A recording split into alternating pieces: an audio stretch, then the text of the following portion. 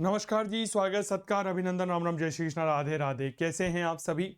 उम्मीद करता हूं आप सभी स्वस्थ होंगे, मस्त होंगे, तंदुरुस्त होंगे और मेरे साथ यानी कि चंदू जैन के साथ इतिहास विषय की चर्चा करने के लिए बिल्कुल तैयार होंगे। मेरे प्यारे साथियों, हमने व्याख्याता सीरीज शुरू की है पेपर फर्स्ट के लिए। याद रखिएगा, हम पढ़ रहे हैं राजस्थान की सभ्यताएं। हमारा टारगेट है 30 में से 30 नंबर। आज हमारी क्लास शुरू हो रही है 27 नंबर की। भारतीय इतिहास के संदर्भ में जितनी भी महत्वपूर्ण क्लासेस थी वो कंप्लीट हो चुकी है और आज हम राजस्थान के इतिहास की चर्चा कर रहे हैं। राजस्थान के इतिहास में जब हम बात करते हैं आपके फर्स्ट ग्रेड की, तो 4 महत्वपूर्ण सभ्यताएं दे रखी होती है।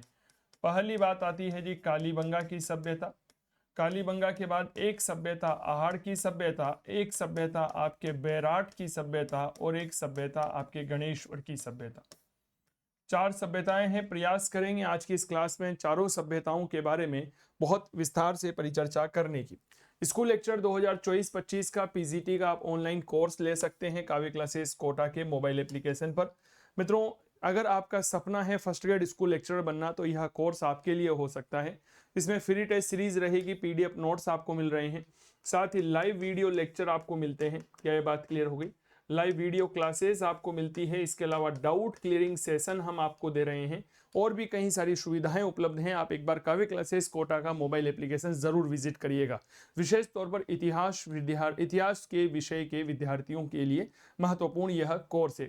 तो इतिहास प्रेमियों, स्वागत है आप सभी का। बाकी किसी प्रकार की कोई समस्या आती है तो आप डायरेक्ट मुझे कॉल कर बात कर सकते हैं। डाउनलोड करिएगा काव्य क्लासेस कोटा का मोबाइल एप्लीकेशन। चलिए मेरे प्यारे साथियों, आज हम बात कर रहे हैं विशेष तौर पर फर्स्ट ग्रेड को लेकर के। फर्स्ट ग्रेड में जीके वाले पोर्शन को लेकर के, और जीके वाले पोर्शन में एक टॉपिक दे रखा है आपके। टॉपिक क्या है? टॉपिक है राजस्थान की सभ्यताएं। बताएं टॉपिक क्या है? तो याद रखिएगा, हमारा यह टॉपिक होता है राजस्थान की सभ्यताएं। बताओ कोई समस्या यहां तक? 4 महत्वपूर्ण सभ्यताएं आपके सिलेबस में दे रखी है। पहली महत्वपूर्ण सभ्यता कालीबंगा है। क्लियर हो गई? कालीबंगा के बाद एक सभ्यता आपके आहड़ आ जाती है, एक सभ्यता आपके दे रखी है बैराट और एक सभ्यता दे रखी है जी गणेश्वर। क्या ये बात क्लियर हो गई? ये 4 सभ्यताएं हमें पढ़नी है और 4 से क्या क्या चीजें होती है। ठीक है, बनने वाले सारे प्रश्नों पर चर्चा करेंगे, बड़े गजब की तरीके से बात करेंगे। इमेज के फॉर्मेट में पढ़ाता हूं। यह आप एक तरह से अगर मैं बात करूं तो फर्स्ट ग्रेड स्कूल लेक्चरर का डेमो भी मान सकते हैं। ठीक है, सबसे पहले बात करते हैं कि सभ्यताएं कैसे विकसित होती है। ठीक है, क्योंकि जब मनुष्य हमारे बीच में आता है तो भाई साहब वो तो आदि मानव होता है, कुछ नहीं जानता था वो पहले। धीरे धीरे यह आदि मानव क्या हो गया? सभ्य हो गया, और सभ्य जब हुआ तो यहीं से हमारे यहाँ पर सभ्यता का डेवलपमेंट प्रारंभ हो गया। क्या ये बात क्लियर हो गई? मानव जब सभ्य हुआ तो यहीं से हमारे यहाँ क्या शुरू हो गया? सभ्यता का विकास शुरू हो गया। कहा जाता है पशुवत जीवन व्यतीत करने वाला मानव जब स्वयं के बारे में सोचना छोड़ करके अपने दूसरों के बारे में, अपने समाज के बारे में सोचना प्रारंभ कर देता है, यहीं से सभ्यता के बीज अंकुरित होने लगते हैं। क्या ये बात क्लियर हो गई? यहीं से सभ्यता के बीज शुरू होते हैं। राजस्थान में पुरातात्विक सर्वेक्षण का कार्य सबसे पहले 1870 ईस्वी में C.A. हक्कट के द्वारा किया गया था। इन्होंने जयपुर और इंदागढ़ के क्षेत्र से पत्थर की कुल्हाड़ी खोजी थी जो क्वार्टजाइट पत्थर से बनी हुई थी। क्या ये बात क्लियर हो गई? जबकि पुरापाषाण कालीन उपकरण सबसे पहले अगर मैं बात करता हूं तो 1870-71 में A.C.L. कालाइल के द्वारा जायल, अमरापुरा और डिडवाना, तीनों ही नागौर में पड़ते हैं। डिडवाना बलक से जिला बन गया, वहां से यह सारे साक्ष्य खोजे गए थे। तो पुरातात्विक सर्वेक्षण का पहला प्रयास किसने किया? तो भैया याद रखिएगा, यहां पर लिखिएगा पुरातात्विक सर्वेक्षण का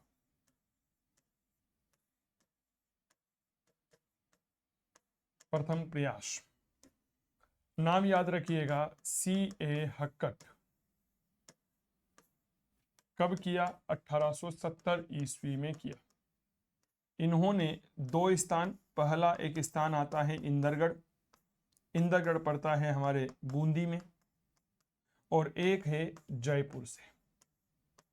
इन दोनों स्थानों से क्या खोजी? तो याद रखिएगा क्वार्टजाइट पत्थर, क्वार्टजाइट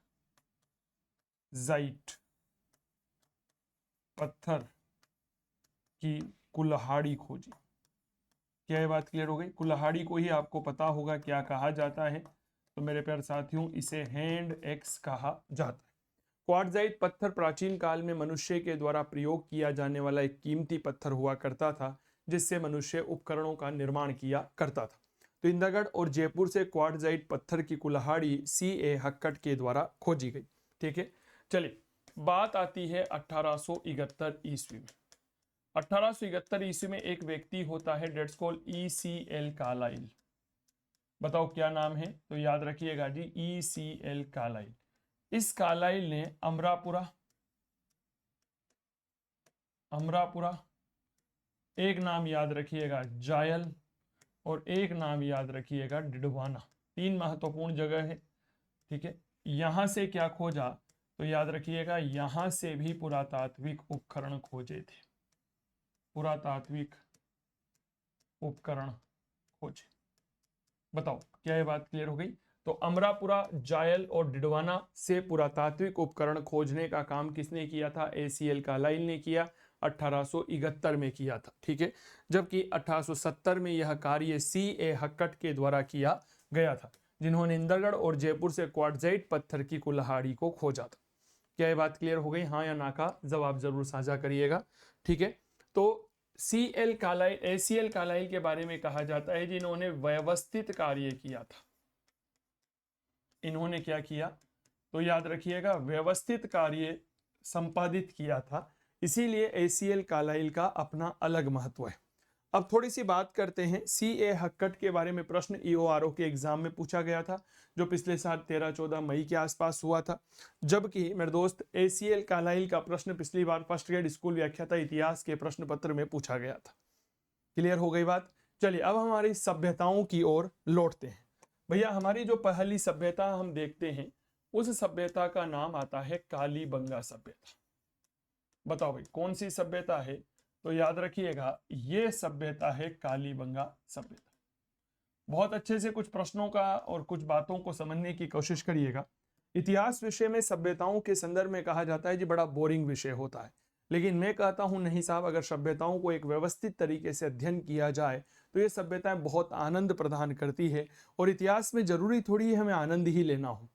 क्या ये बात क्लियर हो गई? आनंद लेने के लिए पूरा जीवन पड़ा हुआ है। अभी 1 साल पढ़ाई कर लेते हैं तो जिंदगी भर आनंद ही आनंद है। क्या मैं ठीक कर रहा हूं? तो आइए शुरुआत करते हैं। सबसे पहले कालीबंगा की वस्तु स्थिति के संदर्भ में थोड़ी सी बातें को समझने की कोशिश करिएगा।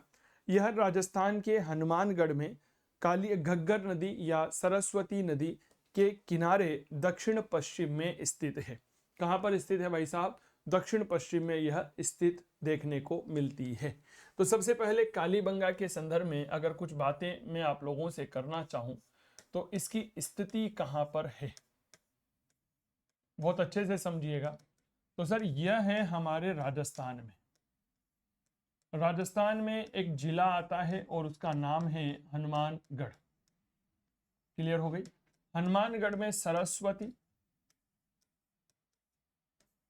या इसे वर्तमान में कहा जाता है घग्गर नदी, इसे ही द्रस्वती नदी भी कहते हैं, के किनारे पर यह स्थित है। बताओ क्या ये बात क्लियर हो गई? और किस भूभाग में है? तो भैया हनुमानगढ़ जिला जो है इसके दक्षिण पश्चिम में पड़ती है यह सभ्यता। दक्षिण पश्चिम में यह सभ्यता स्थित है। बताओ भाई क्या ये बात क्लियर हो गई? कहाँ है? हनुमानगढ़ में है, घग्गर नदी के किनारे है और द्रस्वती नदी के किनारे। घग्गर सरस्वती को ही द्रस्वती कहते हैं। द्रस्वती का तात्पर्य होता है जो दिखाई नहीं देती है। अर्थात हम इस बात को जानते हैं कि घग्गर एक ऐसी नदी है, सरस्वती एक ऐसी नदी है जो कि जमीन के अंदर बहती है। क्या ये बात क्लियर हो गई? तो इस बात को थोड़ा सा सुनिएगा। अब देखिए साहब, जब स्थिति के बारे में परिचर्चा कर ली जाती है तो इसके बाद चर्चा आती है कि साहब इस सभ्यता की खोज का कार्य किसने किया? तो भैया 1952 ईस्वी में इस सभ्यता की खोज की थी अमलानंद घोष ने। बताओ भाई किसने खोजा था? तो याद रखना अमलानंद घोष ने खोजा। आपके एग्जाम में अमलानंद घोष नहीं दे करके एक घोष भी दे दिया जाता है, इन्होंने खोजा था। अब ये कौन थे? ASI archaeological survey of India यानी कि भारतीय पुरातत्व सर्वेक्षण विभाग के महानिदेशक थे यह, के तात्कालिक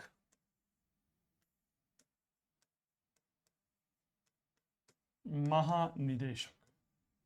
क्लियर हो गई, यानी कि ये कोई छोटे मोटे व्यक्ति नहीं थे भाई साहब कि ऐसे एरे गेरे नत्थु खेरे कालीबंगा में आकर के उत्खनन करना शुरू कर दे, नॉट पॉसिबल। एएसआई के तत्कालीन महानिदेशक थे, इनके नेतृत्व में खुदाई का, इनके नेतृत्व में इसकी खोज का काम हुआ था। क्लियर हो गई मेरे दोस्त। इस सभ्यता का उत्खनन जो कार्य है वह किसने किया, बहुत अच्छे से समझिएगा।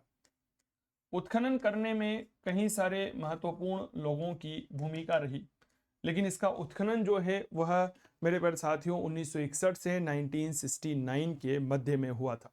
बीबी लाल नेता थे, BK Thapar, M D Khare, K M Srivastava, S P Jain, SP Srivastava, ये कुछ ऐसे लोग थे जिन्होंने इस सभ्यता का उत्खनन किया था।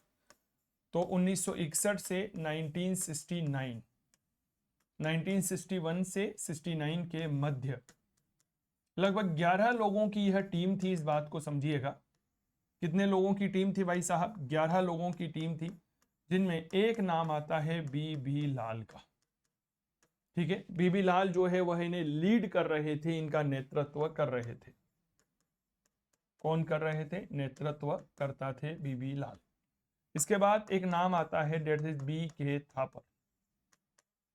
क्लियर हो गई, चलिए एक नाम और याद रखिएगा, एसपी जैन। एसपी जैन थे। और मेरे दोस्त एक नाम याद रखिएगा, डेट इज एसपी श्रीवास्तव। कई सारे लोग इसका उत्खनन करने के लिए आए थे, श्रीवास्तव। सर एक नाम याद रखिएगा, डेट्स कॉल्ड एमडी खरे। ठीक है, एमडी खरे हो गए, एसपी श्रीवास्तव हो गए, एसपी जैन हो गए। ठीक है, एक नाम और याद रखिएगा, डेट्स कॉल्ड के एम श्रीवास्तव। ठीक है, कुल मिलाकर के 11-12 लोग थे, लेकिन उन 11-12 का नाम याद नहीं रख करके कुछ महत्वपूर्ण नाम याद रखेंगे। ठीक है, और यहां से पहले भी हमारे सवाल पूछे गए। एक सवाल अक्सर विद्यार्थी पूछता है कि सर कालीबंगा सभ्यता के बारे में इतना तो पढ़ लिया, एक बार इसका कालक्रम भी बता दो कि यह सभ्यता कब से कब तक अस्तित्व में थी। क्या ये बात क्लियर हो गई? तो याद रखिएगा, कहा जाता है कि कालीबंगा सभ्यता 2400 ईसा पूर्व से 2250 यानी कि 2250 ईसा पूर्व तक अस्तित्व में रही थी।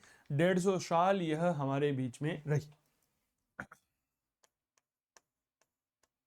2400 से 2250 ईसा पूर्व। क्लियर हो गई? 2400 से लेकर 2250 ईसा पूर्व कालीबंगा सभ्यता हमारे यहाँ पर अस्तित्व में रहती है। क्लियर हो गई? तो ये सारी चीजें जो है आप लोगों के लिए बड़ी महत्वपूर्ण हैं, इस बात को याद रखिएगा। आगे बढ़े, अब थोड़ा सा शाब्दिक अर्थ को समझने की कोशिश करिए कालीबंगा के बारे में। कालीबंगा जो है उसके कुछ और नाम पढ़िएगा, कितने स्तरों पर उत्खनन हुआ है, ये सारी चीजें आप लोगों को जाननी चाहिए। देखिए साहब, अगर मैं कालीबंगा शब्द की बात करता हूं, ठीक है, तो ये दो शब्दों से मिलकर के बना है,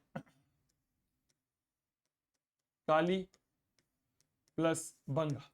बंगा सिंधी भाषा का शब्द है, इसका शाब्दिक अर्थ होता है चूड़ियां। तो मेरे दोस्त याद रखिएगा, कालीबंगा का शाब्दिक अर्थ क्या हो गया? तो मेरे दोस्त इसे कहा जाता है काले रंग की चूड़ियां। बताओ क्या ये बात क्लियर हो गई? क्या कहा जाता है जी? काले रंग की चूड़ियां कहा जाता है। ठीक है, चलिए सर, इसके अब तक जो है 5 स्तर खोजे जा चुके हैं। कितने स्तरों पर खुदाई का कार्य हो चुका है? 5 स्तरों पर खुदाई का काम हो चुका है। सर 5 स्तरों को थोड़ा सा समझने की कोशिश करिएगा, बहुत अच्छे से आप लोगों को मैं इतिहास विषय की परिचर्चा बता रहा हूं। चलिए एक उदाहरण देता हूं मैं आप लोगों को। मेरे पास यहाँ पर कुछ पेन है, आप देखिएगा, कुछ पेन है मेरे पास। ये पहला पेन, ठीक है, नंबर 1, नंबर 2, नंबर 3,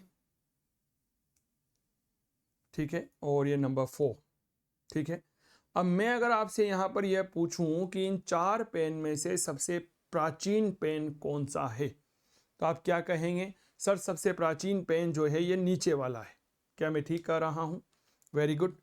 4 पेन में सबसे नवीन पेन कौन सा है? तो आप यही कहेंगे सर सबसे ऊपर वाला है। भैया सभ्यताओं के मामले में भी यह बात बिल्कुल सटीक बैठती है। 5 स्तर है, सबसे प्राचीन स्तर जो है वह सबसे नीचे वाला होता है, फिर उसके बाद उसके अगला, फिर अगला, और सबसे नया वाला सबसे ऊपर होता है। तो मेरे दोस्त 5 स्तरों पर खुदाई का काम किया गया है, ये बात याद रखना। 5 में से जो शुरुआती 2 हैं यह प्राक हड़प्पा है। प्राक हड़प्पा का मतलब होता है जी हड़प्पा से भी प्राचीन है, और अगले 3 स्तर जो है यह हड़प्पा के समकालीन है। हड़प्पा सभ्यता जो है उसके समकालीन है। क्या ये बात क्लियर हो गई? हड़प्पा कालीन है, ये बात थोड़ा सा याद रखिएगा, यानी कि यह सिंधु घाटी सभ्यता के समकालीन है। आईवीसी का तात्पर्य होता है that's called Indus Valley civilisation, और प्राक हड़प्पा का मतलब होता है प्री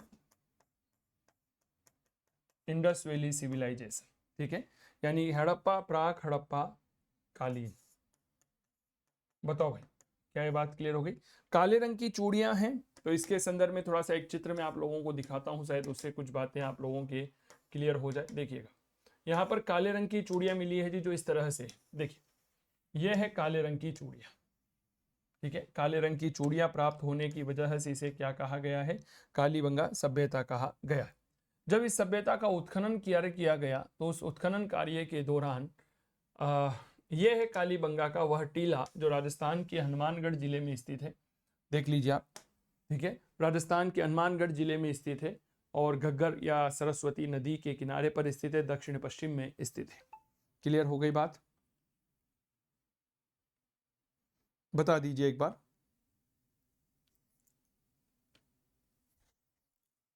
आगे बढ़े। अब मेरे प्यारे साथियों, यहां पर कुछ बातों को समझने की कोशिश करिएगा कि आखिरकार इतनी बड़ी और विस्तृत सभ्यता थी, तो क्या इसके कुछ उपनाम भी रखे गए होंगे? बिल्कुल सर, इसके कुछ उपनाम रखे गए। जैसे अगर मैं सबसे पहली बात करता हूं, तो इसे क्या कहा जाता है? इसे कहा जाता है सिंधु सभ्यता की तीसरी राजधानी। सिंधु सभ्यता की तीसरी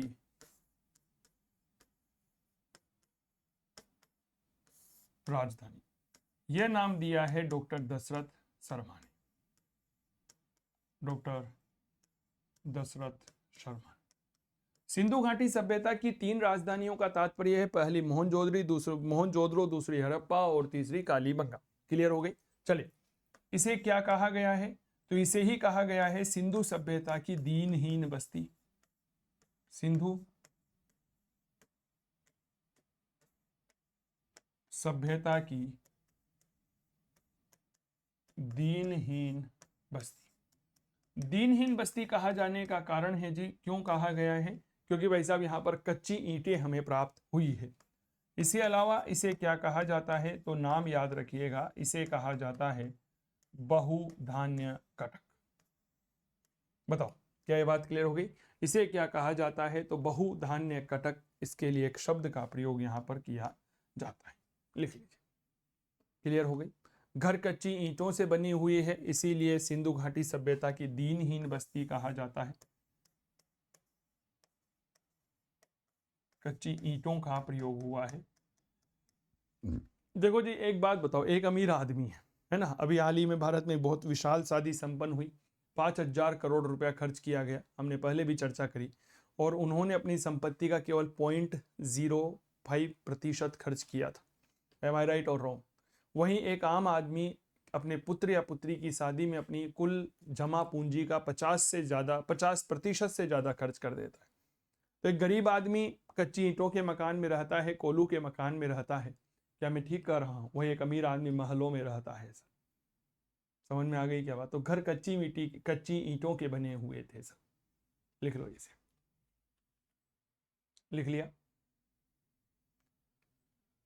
चलिए, अब बात करते हैं कि सर इस सभ्यता की विशेषताएं क्या क्या है। तो कालीबंगा की विशेषताएं,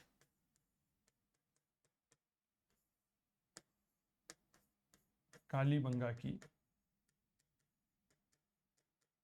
विशेषताएं बहुत आराम से समझिएगा। सबसे पहले तो यहां पर यह जानिए कि सर इस सभ्यता का जो आकार है वह कैसा है। तो याद रखिएगा, इसका आकार होता है सम चतुर्भुजा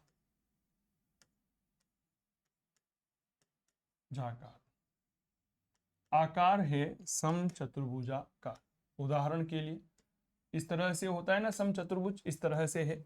आप ऐसा मत समझना कि ये काजू कतली के जैसा है, मैं पहले ही बता दूं, यह एक समचतुर्भुजाकार आकृति में फैली हुई है, जो कि एक दूसरे को समकोण पर काटती हुई निर्मित की गई है। जैसे इस तरह से घर बने हुए हैं,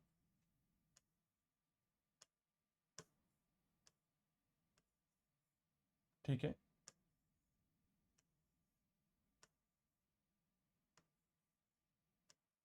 इस तरह से। तो समचतुर्भुजाकार आकृति में यह सभ्यता फैली हुई है। क्लियर हो गई। यहीं पर हमें विश्व के सबसे प्राचीनतम जुते हुए खेत का साक्ष्य मिला है। यह खेत इस सभ्यता के दक्षिणी पूर्वी भाग में है। इनकी सबसे बड़ी विशेषता क्या है कि साहब यहाँ पर दो फसलें एक साथ उत्पन्न की जाती थी। दोहरी फसलों का प्रमाण मिला है, जिनमें आप कह सकते हैं चना है, जौ है, ठीक है, सरसों है, इस तरह की दो फसलें, गेहूं हैं, जौ हैं, इस तरह की फसलें उत्पन्न की जाती थी। तो अगली महत्वपूर्ण बात लिखिएगा, विश्व के प्राचीनतम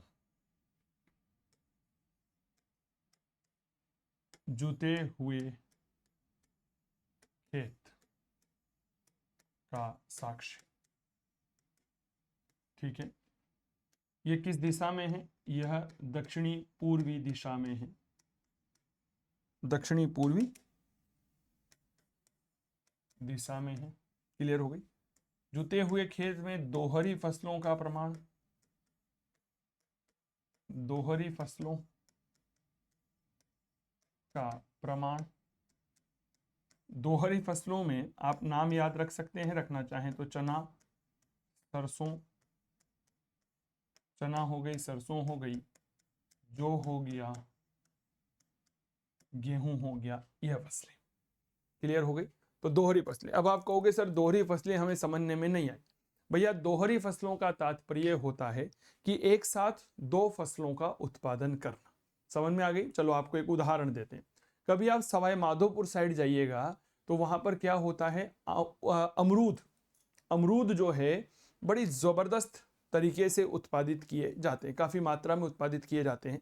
तो वहां पर कभी यात्रा करिएगा, चाहे बस से करिए चाहे ट्रेन से करिए, जहां भी आपकी इच्छा हो, तो वहां पर हम देखेंगे कि खेत में अमरूद के पौधे लगे हुए हैं, अमरूद के पेड़ लगे हुए हैं, और नीचे किसानों ने दूसरी फसल बो रखी है। तो एक साथ दो फसलें उत्पादित करते हैं, पेड़ों से अमरूद और नीचे फसल से जो भी खाद्यान्न फसल होती है उसका उत्पादन करते हैं। तो इसे हम कहते हैं दोहरी फसलों का उत्पादन। क्या ये बात क्लियर हो गई? अगर मैं कालीबंगा की बात करता हूं तो मेरे दोस्त यहां पर हमें ईंटें प्राप्त हुई है।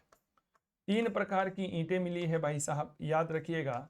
सबसे पहली ईंट मिली है कच्ची, ठीक है, एक ईंट मिली है पक्की, और एक मिली है जी अलंकृत ईंट। अलंकृत ईंट का तात्पर्य होता है टाइल। ईंटों का आकार कैसा रहा है? तो भैया अगर ईंटों के आकार की बात करता हूं 4:2:1, यह ईंटों का आकार है। क्लियर हो गई। चलो अब मैं आपको एक बार अलंकृत ईंट दिखाता हूं। क्लास कैसी लग रही है? अच्छी लग रही हो तो प्लीज यार अपने दोस्तों के साथ इसे शेयर कर दीजिएगा। ये देखिए यहां पर आपको यह अलंकृत ईंट नजर आ रही होगी, नजर आ रही है। ये कालीबंगा से प्राप्त हुई अलंकृत ईंट है। ये देखिए टाइल्ड फ्लोर है एट कालीबंगा, कॉपीराइट ASI के पास है। यह ईंट कुछ इस तरह की नहीं है क्या जिसे हम हमारे घर में जब टाइल का उपयोग करते हैं, आपने देखा होगा, आप चाहे कोटा रहे, चाहे जयपुर रहे, या राजस्थान या भारत के किसी भी हिस्से में रहे, तो मेरे प्यारे साथियों घर के बाहर लाल कलर की टाइलें लगाई जाती है। ये कुछ कुछ वैसी नजर नहीं आ रही है। आप देखिए ये कालीबंगा से मिली है। आप सोचो यह इसके बारे में जब यह पता चला तो क्या कहा कि यह किसी साहूकार का घर होगा। समझ में आ गई क्या? किसका मकान बताया गया? इसे किसी साहूकार का घर बताया गया है। यार जो अमीर आदमी होगा भाई साहब वही अपने घरों में टाइलें लगा सकता है जी। क्या मैं ठीक कर रहा हूं क्या? हाँ या ना का जवाब दीजिए। चलिए साहब बहुत बढ़िया, लिख लिया। चलिए साहब इसके अलावा कालीबंगा से हमें और क्या क्या प्राप्त हुआ है, थोड़ा सा उस बातों को समझिएगा। देखो कालीबंगा से एक हमें प्राप्त हुई है जी बेलनाकार मुद्रा। बताओ भाई क्या प्राप्त हुई है? याद रखिएगा जी बेलनाकार मुद्रा प्राप्त हुई है। बेलनाकार मुद्रा डेट्स कॉल्ड सिलेंडर टाइप, इस तरह की, ठीक है। इसके अलावा अगर मैं बात करता हूं तो एक मुद्रा प्राप्त हुई है और इस मुद्रा पर व्याघ्र का चिन्ह बना हुआ है। इसका चिन्ह बना हुआ है, व्याघ्र का चिन्ह यहाँ पर बना हुआ है। इसके अलावा कालीबंगा में हमें भूकंप का साक्ष्य भी मिला है। इस भूकंप के बारे में कहा जाता है जी विश्व में सबसे पहले भूकंप कालीबंगा में ही आया था। लो साहब 2600 ईसा पूर्व के आसपास का है ये भूकंप। क्या ये बात क्लियर हो गई? इसके अलावा हमें यहाँ पर अग्नि वेदिकाएं मिली है। बताओ भाई क्या मिली है? तो मेरे दोस्त याद रखिएगा जी, अग्नि वेदिकाएं प्राप्त हुई है। अग्नि वेदिकाएं कह सकते हैं या हम इन्हें हवन कुंड कह सकते हैं। क्लियर हो गई क्या बात? अग्नि वेदिकाएं हैं, कुल संख्या 7 + 5 यानी कि टोटल मिलाकर है 12। बताओ भाई कितनी है? तो याद रखिएगा जी, कुल मिलाकर के 12 अग्नि वेदिकाएं मिली है। यहाँ पर और अगर मैं थोड़ी सी बात करना चाहता हूं तो एक दुर्ग है और वो दुर्ग 2 भागों में है और दोनों की क्या हो रखी है? किलेबंदी हो रखी है, यानी कि दोहरी प्राचीर युक्त नगर हमें यहाँ पर मिला है। अब आपके मन में एक सवाल आ रहा होगा कि सर दोहरी प्राचीर युक्त नगर का तात्पर्य क्या है? दोहरी प्राचीर युक्त नगर है ना, इसको थोड़ा सा समझिए। प्राचीर का मतलब होता है जी सुरक्षा दीवार। देखिए जब हम सिंधु घाटी सभ्यता के नगरीकरण की बात करते हैं तो हमें पता है कि सिंधु घाटी सभ्यता का नगर 2 भागों में बटा हुआ था। आज आप कोई सा भी नगर देख लीजिए 2 भागों में बटा होता है। हमारा जयपुर देखिए, कोटा देखिए, कोई सा भी देखिए। एक वह भाग जिसमें वहाँ के शासक वर्ग रहते हैं, जिला कलेक्टर महोदय रहते हैं, पुलिस अधीक्षक महोदय रहते हैं, नेता वर्ग रहते हैं, और एक वह भाग जिसमें आम आदमी रहता है। क्या मैं ठीक कर रहा हूँ? आम आदमी जहां पर रहेगा उसका क्षेत्रफल ज्यादा रहेगा, मकान निवास योग्य ज्यादा बनाए जाएंगे, लेकिन अधिकारी गण नेता वर्ग जहां पर रहेंगे उनका क्षेत्रफल, उस एरिया का क्षेत्रफल कम रहता है और वहां पर सरकारी आवास ज्यादा बनाए जाते हैं। तो जहां पर अधिकारी वर्ग, नेता वर्ग या शासक वर्ग रहता है उसे दुर्ग कहा जाता है, और जहां पर आम आदमी रहता है उसे नगर कहा जाता है। क्लियर हो गई? तो मेरे दोस्त समझिएगा, जैसे मान लीजिए यह कालीबंगा का नगर है, इसको हमने 2 भागों में बांट दिया, ठीक है। ये हो गया दुर्ग और ये हो गया नगर। अब कालीबंगा की सबसे बड़ी विशेषता क्या है कि भैया इसकी भी सुरक्षा दीवार है, सिक्योरिटी वॉल है, और इस नगर की भी सुरक्षा दीवार बनाई गई है। तो ये क्या है भैया? ये बनाई गई है सुरक्षा दीवार। तो इसीलिए हमने क्या कह दिया कि भैया ये दोहरी सुरक्षा दीवार वाला घर हमें यहीं पर मिला है। क्लियर हो गई क्या बात? हाँ या ना का जवाब दीजिएगा। ठीक है, एक दुर्ग और एक नगर, और इन दोनों के बनाई गई है सुरक्षा की दीवार। बहुत अच्छे से समझ में आ रहा होगा, मैं ऐसा मान के चलता हूँ। क्लास अच्छी लगे तो प्लीज़ इसे शेयर जरूर करिएगा। ऑनलाइन कोर्स अवेलेबल हैं काव्य क्लासेस कोटा के मोबाइल एप्लीकेशन पर, उसमें भी इसी तरह चित्रों के माध्यम से आप लोगों को इतिहास पढ़ाया जाता है। चलिए और क्या क्या मिला है? तो भैया याद रखना, वृषभ की प्रतिमा हमें देखने को मिलती है, ठीक है। इसके अलावा एक छिद्रित कंकाल मिला है। क्या मिला है सर? तो याद रखना जी, छिद्रित कंकाल मिला है। छिद्रित कंकाल मिलना एक तरह से उदाहरण है शल्य चिकित्सा का, कि भैया यहाँ के लोग जो हैं वह प्लास्टिक सर्जरी का प्रयोग करते होंगे। चलो आपको एक चित्र दिखाते हैं, उससे शायद आप लोगों को थोड़ा सा एक अनुमान होगा। ये देखिए सर, ये है जी छिद्रित कंकाल, देख रहे होंगे, ये है छिद्रित कंकाल। 6 छेद हो रखे हैं। क्लियर हो गई? और अगर आप इसे गौर से देखेंगे तो आपको ऐसा लगेगा कि यहाँ पर जो है इसमें टांके लगाए गए हैं। अरे बताओ क्या मैं ठीक कर रहा हूँ क्या? यहाँ पर आप देखिएगा तो आपको ऐसा लगेगा कि खोपड़ी को चीर करके 2 भागों में टांके लगाए गए हैं। हाँ या ना का जवाब दीजिएगा। क्लियर हो गई? तो इस तरह से एक छिद्रित कंकाल मेरे प्यारे साथियों हमें यहाँ से देखने को मिलता है। इसके अलावा यहाँ से हमें और क्या क्या देखने को मिलता है? तो भैया यहाँ से हमें कपास उत्पादन का भी साक्ष्य मिलता है। कॉटन प्रोडक्शन हुआ करता था। क्लियर हो गई? क्या हुआ करता था? कपास उत्पादन हमें यहाँ पर देखने को मिलता है, ठीक है। इसके अलावा थोड़ी सी बात करते हैं तो भैया यहाँ पर युगल समाधान देखने को मिलते हैं। सिंधु घाटी सभ्यता के कहीं ऐसे क्षेत्र हैं जहां पर हमें युगल समाधान देखने को मिलते हैं। युगल समाधान मूल रूप से मेरे प्यारे साथियों याद रखिएगा, सती प्रथा का उदाहरण कुछ इतिहासकारों ने बताए। सिंधु घाटी सभ्यता में हड़प्पा, लोथल, कालीबंगा 3 ऐसे साक्ष्य हैं, ऐसे स्थल हैं जहां से हमें युगल समाधान मिलता है।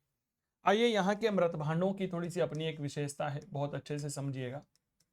देखिए जो मृतभांड है, मृतभांड क्या होता है, कुछ इस तरह से हैं। तो मृतभांड मूल रूप से लाल धरातल के हैं, यानी कि लाल रंग के हैं, और उन लाल रंग के मृतभांडों पर काले रंग की ज्यामितीय आकृतियां बनी हुई है। तो मृतभांडों को थोड़ा सा समझने की कोशिश करिएगा, ठीक है। अब ये किस कलर के हैं, तो भाई साहब ये हैं जी लाल कलर के। तो थोड़ा सा लाल कलर हम भी भर देते हैं, क्यों जी, जब सुविधाएं हैं। पहले जब व्हाइट बोर्ड पर पढ़ाया करते थे ना, तो वहां पर इस तरह की सुविधाएं नहीं हुआ करती थी, तो बच्चों को चित्रों के माध्यम से समझाने में काफ़ी समस्या का सामना करना पड़ता था। लेकिन आजकल तो तकनीक इतनी आगे आ गई है कि हम समझा सकते हैं। लो भाई साहब, मैं कोई बहुत बड़ा चित्रकार नहीं हूँ, यह मैं पहले ही बता दूँ। मैं इतना सा बना सकता हूँ कि मेरे विद्यार्थियों की विषय वस्तु जो है वह समझ में आ जाए। बताओ भाई, मृतभांड कौन से कलर का है, लाल कलर का है। अब इस पर बनी हुई है काले रंग की ज्यामितीय आकृतियां। ये लीजिए, कुछ इस तरह का हो गया, कुछ इस तरह का हो गया, ज्यामितीय आकृतियां बनी हुई है, ठीक है। इसके अलावा यहाँ पर पक्षु और पक्षियों की आकृतियां बनी हुई है। मान लीजिए ये पक्षु हो गया, ठीक है। तो मृतभांड की विशेषता क्या है, तो समझिएगा, लाल धरातल है। मैं इसको लाल पेन से ही लिख देता हूं ताकि ठीक रहेगा। सुविधाएं हैं तो उसका उपयोग लेना चाहिए। मृतभांड पर लाल धरातल, और इस लाल धरातल पर काले रंग की ज्यामितीय आकृति।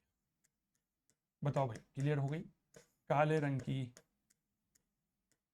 ज्यामितीय कोमा पशु व पक्षी की आकृति। क्लियर हो गई। इसके अलावा इन्हीं मृतभांडों से मिलती है सिंधु लिपि का प्रमाण। सिंधु लिपि को ही बूस्त्रोफ्रोदोन लिपि कहते हैं, आप लोगों को पता होगा। बूस्त्रोफ्रोदन लिपि कहा जाता है, ठीक है, लिख लो।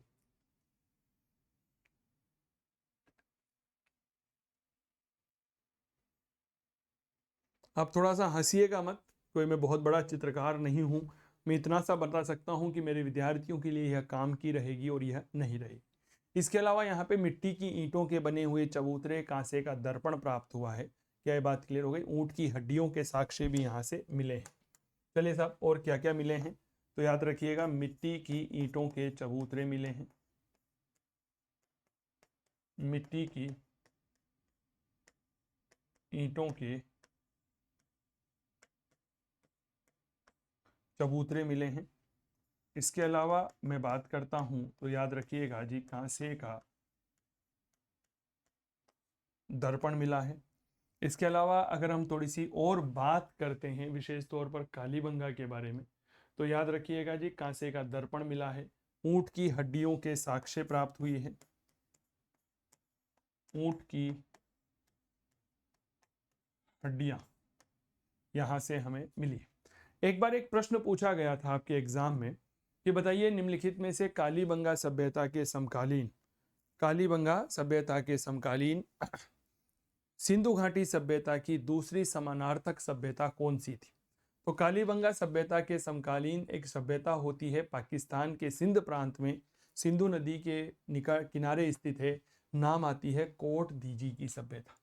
कोट दीजी की सभ्यता सेम ऐसी है जैसी हमारी कालीबंगा सभ्यता है। क्लियर हो गए, दोनों सिमिलर है।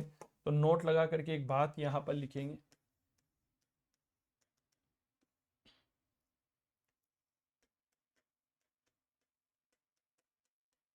कालीबंगा सभ्यता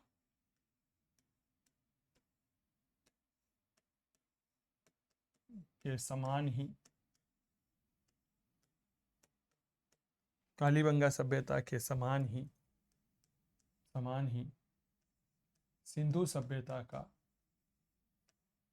सिंधु सभ्यता का स्थल, सिंधु सभ्यता का स्थल कोट दीजी है। कोट दीजी है, कोड दीजिए कहाँ पड़ता है। तो भैया पाकिस्तान, पाकिस्तान में सिंध प्रांत, और सिंध प्रांत में सिंधु नदी के किनारे, सिंधु नदी के किनारे। बताओ भाई, क्या ये बात क्लियर हो गई? तो ये थी कालीबंगा सभ्यता की कुछ महत्वपूर्ण जानकारियां जो मैंने आपके साथ साझा करी थी। कालीबंगा सभ्यता से कुछ चित्र जो बड़े महत्वपूर्ण रहे हैं वो हमें प्राप्त हुए हैं, मैं आपको दिखा देता हूं। जैसे कालीबंगा सभ्यता के बारे में एक बात कही जाती है कि साहब लकड़ी की नाली हमें यहाँ पर देखने को मिलती है। तो सर ये है कालीबंगा सभ्यता की नालियां, देखिए, ठीक है। ये कालीबंगा सभ्यता के अग्निकुंड है जिन्हें हमने हवन कुंड कहा है। क्लियर हो गई? ये क्या है? कालीबंगा सभ्यता की नालियां हैं, ठीक है। और इस तरह से हम यहाँ पर देखते हैं कालीबंगा सभ्यता में एक बात और याद रखेंगे आप लोग। क्या याद रखेंगे? कि भैया यहाँ पर लकड़ी की नाली हमें मिली है, लकड़ी की नाली, ठीक है। कालीबंगा सभ्यता में और हमें क्या चीज देखने को मिलती है? लकड़ी की नाली ही महत्वपूर्ण है, बाकी तो सारी चीजें लिखवाई दिया। हवन कुंड मैंने आपको लिखवाई दिया था। तो लकड़ी की बनी हुई नाली हमें यहाँ पर देखने को मिलती है। और बहुत अच्छी बात यह है कि नाली में लकड़ी के साथ साथ कच्ची मिट्टी की ईंटों का प्रयोग भी किया जाता था। क्लियर हो गई क्या बात? तो ये है मेरे दोस्त कालीबंगा सभ्यता। एक बार हमने क्या क्या पढ़ा है कालीबंगा के बारे में पढ़िएगा। कालीबंगा सभ्यता राजस्थान के हनुमानगढ़ में सरस्वती या घग्गर नदी के किनारे पर स्थित है। इसकी खोज 1952 में अमलानंद घोष ने की थी। एएसआई के तात्कालिक महानिदेशक है। उत्खनन 1961 से 1969 के मध्य BB Lal, BK Thapar, SP Jain, SP Srivastava, MD Khare, K M Srivastava ने किया। कालक्रम 2400 से लेकर 2250 ईसा पूर्व का रहा था। कालीबंगा का शाब्दिक अर्थ काली प्लस बंगा, यानी कि बंगा का मतलब चूड़ियां, काले रंग की चूड़ियां हैं। 5 स्तरों पर उत्खनन कार्य हुआ। उपनाम सिंधु सभ्यता की तीसरी राजधानी कहा, सिंधु सभ्यता की दीनहीन बस्ती और बहुधान्य कटक कहा जाता है। सर अलंकृत ईंट मिली है। कालीबंगा की विशेषताओं में आकार लिखिएगा। जुते हुए खेत है, दोहरी फसलें हैं, ईंट हैं जिनमें 3 प्रकार की ईंटों के साक्ष्य है। कालीबंगा में बेलनाकार मुद्रा व्याघ्र का चिन्ह है, और भूकंप का साक्ष्य अग्निवेदिकाएं हैं, दोहरी प्राचीर युक्त नगर है, सुरक्षा दीवार है, वृषभ की ताम्र प्रतिमा, ये जो प्रतिमा है ना, यह तांबे की बनी हुई है, ठीक है। इसके अलावा छिद्रित कंकाल है जो शल्य चिकित्सा का उदाहरण, मिट्टी के ईंटों के चबूतरे हैं, कांसे का दर्पण है, ऊंट की हड्डियां हैं, कपास उत्पादन युगल समाधान है, मृत भांड पर लाल धरातल पर काले रंग की ज्यामितीय पशु आकृतियां, पक्षी आकृतियां देखने को मिलती है। लकड़ी की नाली है। सिंधु लिपि का भी साक्ष्य हमें यहाँ पर देखने को मिलता है। इसके समानार्थक जो सभ्यता है वह कोटदीजी है जो पाकिस्तान के सिंध प्रांत में सिंधु नदी के किनारे पर स्थित है। क्लियर हो गई? तो ये थी मेरे प्यारे साथियों कालीबंगा सभ्यता। आपके फर्स्ट ग्रेड जीके के सिलेबस में अगली महत्वपूर्ण सभ्यता दे रखी होती है, उसे हम कहते हैं आहार सभ्यता, उसे हम कहते हैं बनास सभ्यता। क्योंकि ताम्रपाषाणी काल की है इसीलिए उसे ताम्रपाषाणी सभ्यता भी कहते हैं। क्लियर हो गई? तो आओ शुरू करते हैं।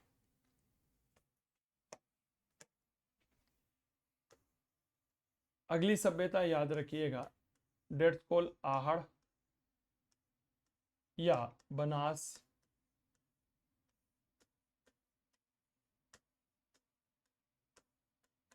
सभ्यता।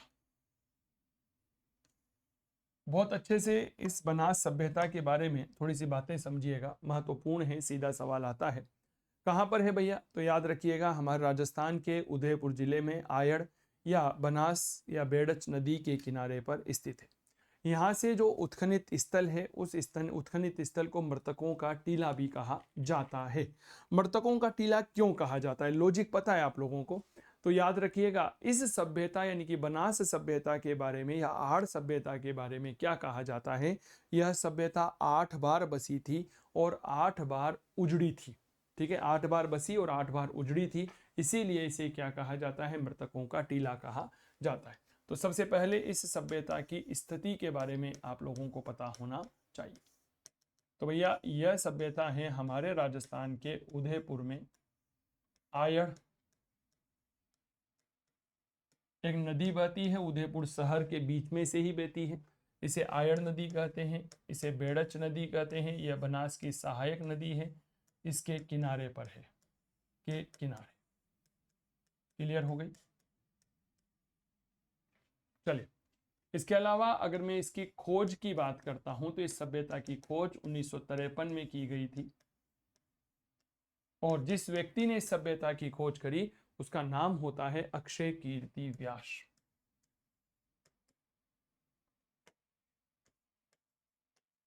क्या नाम होता है? तो नाम याद रखना, अक्षय कीर्ति व्यास। अब ये तो व्यक्ति खोज करके चले गए, लेकिन महत्वपूर्ण होता है कि साहब इस सभ्यता का उत्खनन किसके द्वारा किया गया। उत्खनन सबसे पहले 1956 में रतन चंद्र अग्रवाल ने किया। 1961 में हसमुख धीरज लाल सांखलिया यानी कि आरसी अग्रवाल, HD सांखलिया, फिर विजय कुमार जुड़े और फिर VN मिश्र जुड़े, यानी कि कई सारे लोग इसके साथ जुड़े हैं। तो भैया 1956 में किसके द्वारा, याद रखिएगा, डेट्सकोल RC अग्रवाल, रतन चंद्र अग्रवाल, ठीक है, पहला व्यक्ति। 1961 में उत्खनन कार्य किया हसमुख धीरज लाल सांखलिया, हसमुख धीरज लाल सांखलिया। फिर इसके बाद एक नाम आता है विजय कुमार और एक नाम आता है VN मिश्र, वीरेंद्रनाथ मिश्र। तो इन 4 लोगों के द्वारा इस सभ्यता का उत्खनन कार्य किया गया है।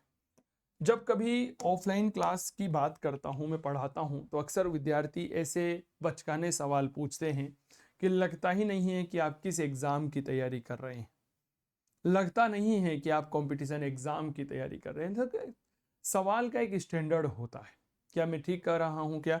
एक बार एक विद्यार्थी सवाल पूछता है कि सर ये पहाड़ सभ्यता जो है यह उदयपुर में ही क्यों है, ये जोधपुर में क्यों नहीं है? अब ऐसे विद्यार्थियों के सवाल का मैं क्या जवाब दूं? आपको लगता है कि यह रिलेवेंट सवाल है? मेरे दोस्त, जब आप एक शिक्षक बन जाएंगे, शिक्षक बनकर के जब आप क्लास में जाएंगे और वहां पर अपने विद्यार्थियों के साथ जब आप साक्षात्कार करते हैं तो कई तरह के खट्टे मीठे अनुभव आपके साथ जुड़ते हैं। ये बात याद रखिए, सवाल वो होना चाहिए जो आपकी परीक्षा के दृष्टिकोण से बेहद ज्यादा रिलेवेंट हो। सवाल वो होना चाहिए जो आपकी परीक्षा के दृष्टिकोण से महत्वपूर्ण ही नहीं, अति महत्वपूर्ण हो। क्लियर हो गई क्या बात? चलिए, इसके बाद थोड़ी सी बात करते हैं। तो इसके कालक्रम को लेकर एक सवाल पूछा जाता है कि सर कालक्रम कितना रहा? मैं कहता हूं जी 2100 से लेकर 1500 ईसा पूर्व, और यह एक ताम्र युगीन सभ्यता थी, ठीक है। तो इसके कालक्रम को याद रखिएगा, 2100 से लेकर के 1500 ईसा पूर्व कौन सी सभ्यता थी? तो भैया याद रखना, ताम्र युगीन सभ्यता। चलिए, एक सवाल पूछते हैं कि साहब कितने स्तर इसके खोजे जा चुके हैं? भैया 8, है ना। 8 बार बसी व 8 बार उजड़ी। यह सभ्यता जो है वह 8 बार बसी और 8 बार उजड़ी। महत्वपूर्ण बात एक और याद रखिएगा, यहां से जो उत्खनित स्थल है उसे मृतकों का टीला कहते हैं। यहां से उत्खनित स्थल को मृतकों का टीला कहते हैं। क्लियर हो गई? यहां से उत्खनित जो स्थल है इसे क्या कहते हैं? मृतकों का टीला। क्यों कहा जाता है? वो इसीलिए कहा जाता है कि साहब यह सभ्यता 8 बार बसी थी और 8 बार उजड़ी थी, ठीक है। कुछ उपनाम इस सभ्यता के बड़े महत्वपूर्ण हैं। आघाटपुर है, धूलकोट है, ताम्रवती है, ताम्रपाषाणिक सभ्यता है, ताम्र नगरी है, बनास की सभ्यता है, ठीक है। तो आओ इसके कुछ उपनाम जो हमारे लिए बड़े महत्वपूर्ण बनते हैं, तो याद रखिएगा जी, उपनाम। मेरे दोस्त, उपनाम में सबसे पहला एक नाम आता है डेट्सकोल आघाटपुर। क्लियर हो गई? इसे और क्या कहा जाता है? धूलकोट कहा जाता है स्थानीय भाषा में, ठीक है। इसे क्या कहा जाता है? बनास सभ्यता भी कहते हैं। ताम्रकाल की थी तो ताम्रपाषाणिक सभ्यता कहते हैं। ताम्रपाषाणिक सभ्यता, इसी को ताम्रवती नगरी के रूप में भी हम जानते हैं। किस रूप में जानते हैं? याद रखिएगा जी, ताम्रवती नगरी के रूप में हम इसे जानते हैं। क्लियर हो गई, लिख लो, ताम्रवती नगरी के तौर पर जानते हैं। बड़ी महत्वपूर्ण सभ्यता है सब। क्या ये बात क्लियर हो गई? कुछ विशेषताएं देखिएगा, यहाँ पर बेसिकली ताम्रवती नगरी के तौर पर क्यों जानते हैं, क्योंकि यहाँ पर तांबा गलाने की भट्टियां प्राप्त हुई है। ठीक है, तांबा गलाने का उद्देश्य क्या था? तो स्वाभाविक बात है, जब किसी वस्तु को गला करके या किसी धातु को गलाया जाता है तो एक उद्देश्य होता है कि यार उससे कुछ नई चीज बनाई जाएंगी। तो याद रखिएगा, तांबे को गला करके तांबे के औजार बनाए जाते थे। अब उन औजारों का क्या करते थे? सब्जी थोड़ी बनाते थे भाई साहब, उसका निर्यात कर दिया करते थे। तो यहां पर याद रखिएगा, तांबा गालक केंद्र है, तांबा औजार निर्माण केंद्र है और तांबे का निर्यातक केंद्र, तीनों रूप में हम इस सभ्यता को जानते हैं। तो इसकी विशेषताओं के बारे में कुछ महत्वपूर्ण परिचर्चाएं जो आप लोगों के बीच में होनी चाहिए, थोड़ा सा उसे समझिएगा। देखिए साहब, हम बात कर रहे हैं आहार सभ्यता की।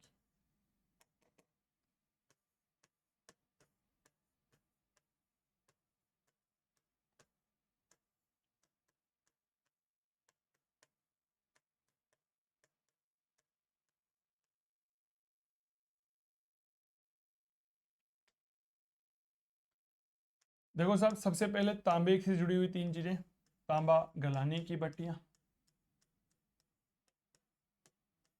गलाने की भट्टियां। और जब तांबा गलाया जाता था तो मेरे दोस्त, इसमें कोई दो राय नहीं है कि उससे कुछ औजार बनाए जाते होंगे। तो तांबे के औजार बनाए जाते थे, तांबे के औजारों का निर्माण केंद्र, औजारों का यह क्या था? निर्माण किया जाता था। ठीक है, अब इनका क्या करेंगे? घर में तो रखेंगे नहीं, तो बेच देंगे। तांबा निर्यातक केंद्र, तांबा निर्यातक केंद्र, कि भाई यहां से तांबा जो है वह दूसरी जगहों पर भेजा जाता। क्लियर हो गई क्या बात? ये तीन चीजें तांबे के बारे में याद रखिए। यहाँ पर अनाज रखने के बड़े मृतभांड प्राप्त हुए हैं और उन्हें गोरे या कोठे कहते हैं। लाल काले मृतभांड प्राप्त हुए हैं जिनपे सफेद रंग की ज्यामितीय आकृतियां प्राप्त हुई है। तो अब बात करते हैं जी मृतभांड की। मृतभांड होते हैं मिट्टी के बर्तन। सबसे पहले लाल काले मृतभांड, और इन मृतभांडों पर सफेद ज्यामितीय आकृतियां। बताओ क्या मिली है? तो भैया याद रखना, सफेद ज्यामितीय आकृतियां। क्लियर हो गई? चलो, मृतभांड में ही एक बात और याद रखिएगा, अनाज रखने के जो बड़े मृतभांड थे, अनाज रखने के बड़े मृतभांड, इन्हें क्या कहा जाता था? इन्हें कहा जाता था गोरे या कोठे। क्लियर हो गई? अब यहां पर थोड़ी सी बात कर लेते हैं जी चूल्हों की, कि सर यहाँ पे चूल्हे भी बड़े महत्वपूर्ण। भाई साहब, भोजन क्या होता है? चूल्हे। तो देखो, चूल्हों के बारे में याद रखिएगा, पहली बात तो 2 या 3 मुंह वाले चूल्हे मिले हैं, 3 मुंह वाले चूल्हे। आप लोग सच सच बताना, झूठ मत बोलना, भगवान के आशीर्वाद से कई बार भंडारे में जीमने गए होंगे। भाई साहब, भंडारे में जीमने जाते हो तो क्या एक ही उद्देश्य रहता है क्या कि जीमो, या दूसरा भी उद्देश्य होता है? तो मेरे दोस्त, दूसरा भी उद्देश्य होना चाहिए। दूसरा उद्देश्य, गलत मत सोचा करो, दूसरा उद्देश्य होना चाहिए कि जहां पर भंडारे का भोजन बन रहा है उस जगह हम जाकर के थोड़ी बहुत सेवा करें। तो आप देखिएगा, उस भंडारे में जब भोजन बनने वाली जगह पर, रसोई घर में आप जाते हैं तो बड़ा बड़ा भट्टियां लगी हुई होती है जिनमें 2-3 तरफ से आग डाली जाती है और बहुत तेज गति से पूड़ी, 500 पूड़ी एक साथ निकलती रहती है। क्या मैं ठीक कर रहा हूं क्या? सर, उसे ही 2 मुंह वाले चूल्हे या 3 मुंह वाले चूल्हे कहते। ठीक है, इसके अलावा यहां से एक साथ 7 चूल्हे प्राप्त हुए हैं। अब एक साथ 7 चूल्हे प्राप्त होना किस बात की निशानी है? तो याद रखना भैया, संयुक्त परिवार प्रथा की निशानी है, कि भाई यहाँ के लोग कैसे रहते होंगे? संयुक्त परिवार प्रथा के तहत रहते होंगे। समझिएगा कैसे। मान लीजिए यह एक क्या है? यह एक रसोई है। यह बड़ा चूल्हा हो गया, 1 2 3 4 5 और ये 6, 7 चूल्हे हो गए, एक बड़ा और 6 छोटे। मान लीजिए बीच वाले बनती होगी रोटी, हाँ हाँ हाँ, तंदूर की मान लीजिए, तवे की मान लीजिए, कुछ भी मान सकते हैं। इसके पास वाले पे मटर पनीर बन जाता होगा, ठीक है। यहाँ पर दाल मखनी बन जाती होगी, चावल उबाल लिए जाते होंगे, इधर हलवा, मिठाई, स्वीट्स, हलवा, रसगुल्ला, गुलाब जामुन, हाँ हाँ हाँ। यहाँ पर आप आइए तो यहाँ पर हम मान लेते हैं टिकिया, चाट, पापड़ी, इधर पाव भाजी बन जाते होंगे। तो यानी कि व्यक्ति को उसकी पसंद के अनुसार खाने का अधिकार दिया सर इसने। क्या ये बात क्लियर हो गई? इसके अलावा अगर मैं थोड़ी सी बात करता हूं इस सभ्यता के संदर्भ में, तो भाई साहब जब आदमी मर जाया करता था ना, तो उस मृतक को आभूषणों के साथ दफनाने का प्रमाण मिला है। मतलब मरने के बाद भी लोगों ने आभूषणों को नहीं छोड़ा, आभूषणों के साथ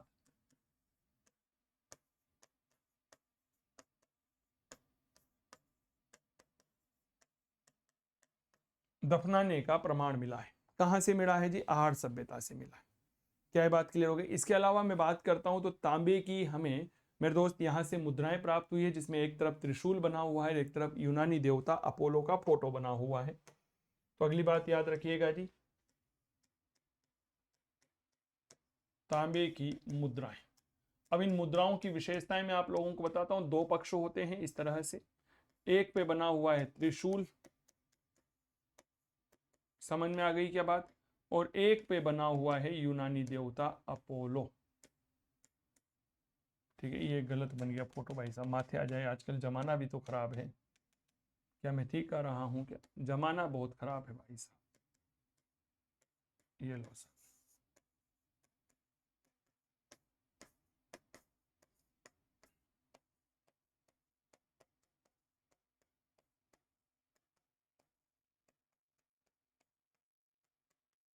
यूनानी देवता अपोलो के चित्र वाली मुद्रा। देखो राजस्थान में दो सिक्के बड़े महत्वपूर्ण रहे हैं।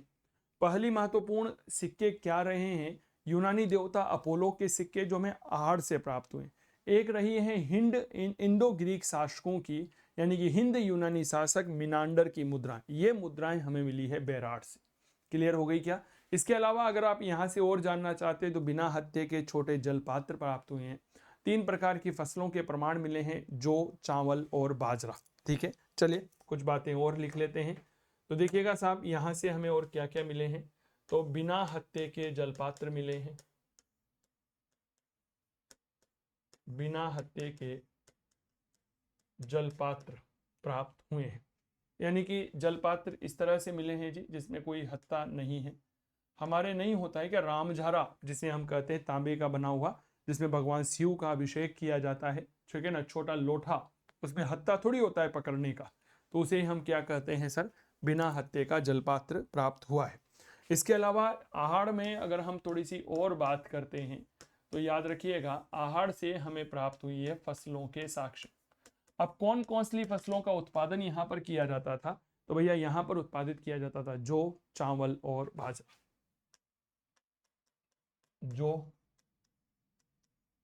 चावल व बाजरा, इनका उत्पादन हमें यहाँ पर किए जाने का प्रमाण मिलता है। क्लियर हो गई क्या बात? इसके अलावा यहां से याद रखिएगा लेफिस लाजुली का एक प्रमाण प्राप्त है। लेफिस लाजुली को हम हिंदी में लाजवर्द मणि कहते हैं। अब भाई साहब हमारे राजस्थान में तो लाजवर्द मणि होती नहीं है, ये कहाँ होती है? सामान्यतः ईरान या फारस में। तो इसका तात्पर्य क्या हो गया? जब आहड़ से हमें लेफिस लाजुली मिली है तो हमारे इतिहासकारों ने कहा कि साहब यह एक ऐसा स्थान था जिसका विदेशों के साथ संपर्क था। क्लियर हो गई? तो भाई साहब लेफिस लाजुली,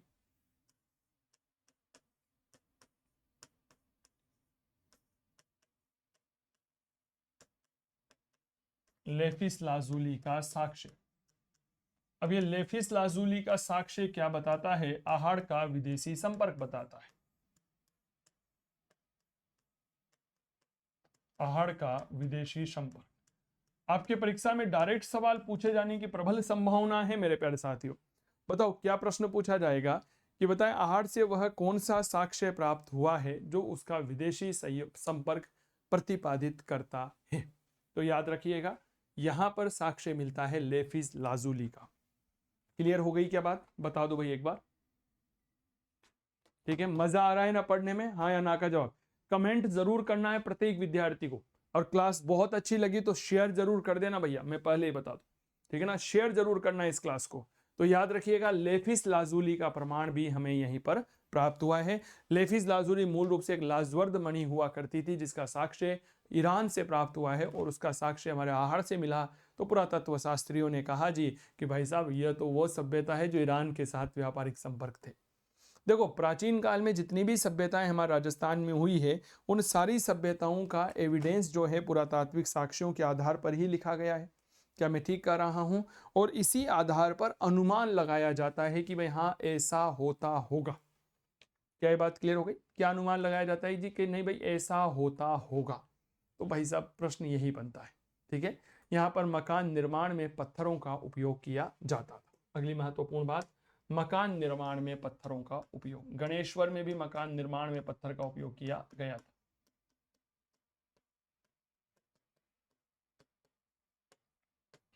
मकान निर्माण में पत्थर का प्रयोग, पत्थर का प्रयोग। तो ये है कुछ महत्वपूर्ण बातें। एक दो चित्र में आपको आहड़ के बारे में दिखा देता हूं ताकि आप लोगों के बीच में थोड़ी सी चीजें जो है वह क्लियर हो जाए। ये देखो सर, ये है तब का फोटो जब आहड़ का उत्खनन किया जा रहा था। ठीक है, ये देखिए ये आहड़ के उत्खनन का चित्र है।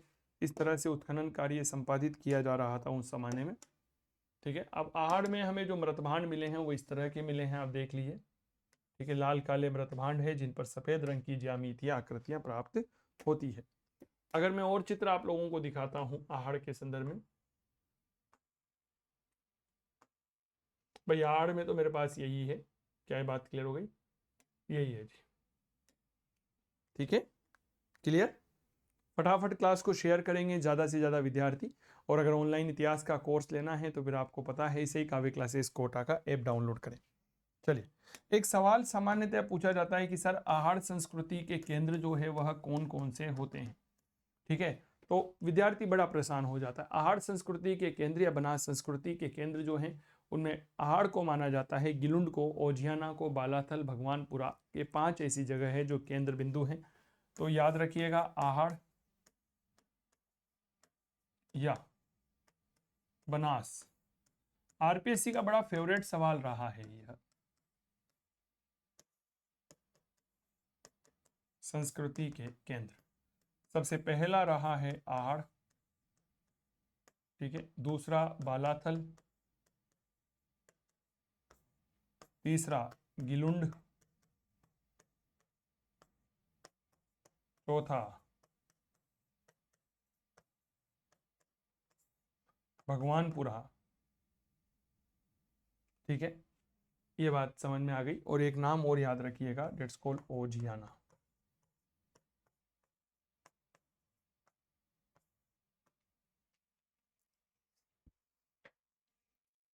ठीक है,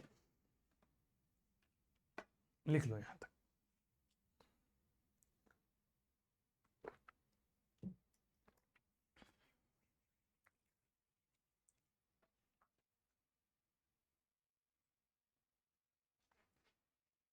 चलिए साहब, इसके बाद एक महत्वपूर्ण सभ्यता जो आपके सामने प्रस्तुत करते हैं, उसका अध्ययन करते हैं। उस सभ्यता को हम कहते हैं जी बेराट सभ्यता। भाई साहब इसके साथ तो बड़ा धोखा हो गया। पूछो भाई क्या धोखा हुआ? पूछो पूछो। हाँ वेरी गुड। इसके साथ धोखा ये हुआ कि यह सभ्यता पहले जयपुर जिले में हुआ करती थी। फिर इसका 19 जिले बने भाई साहब, नहीं तो इसका जिला निकाल करके जो है वह कर दिया गया कोटपूतली बहरोड़। तो वर्तमान में यह सभ्यता कोटपूतली बहरोड़ में बाणगंगा नदी के किनारे पर स्थित है। ठीक है, तो समझिएगा स्थिति कहां पर है।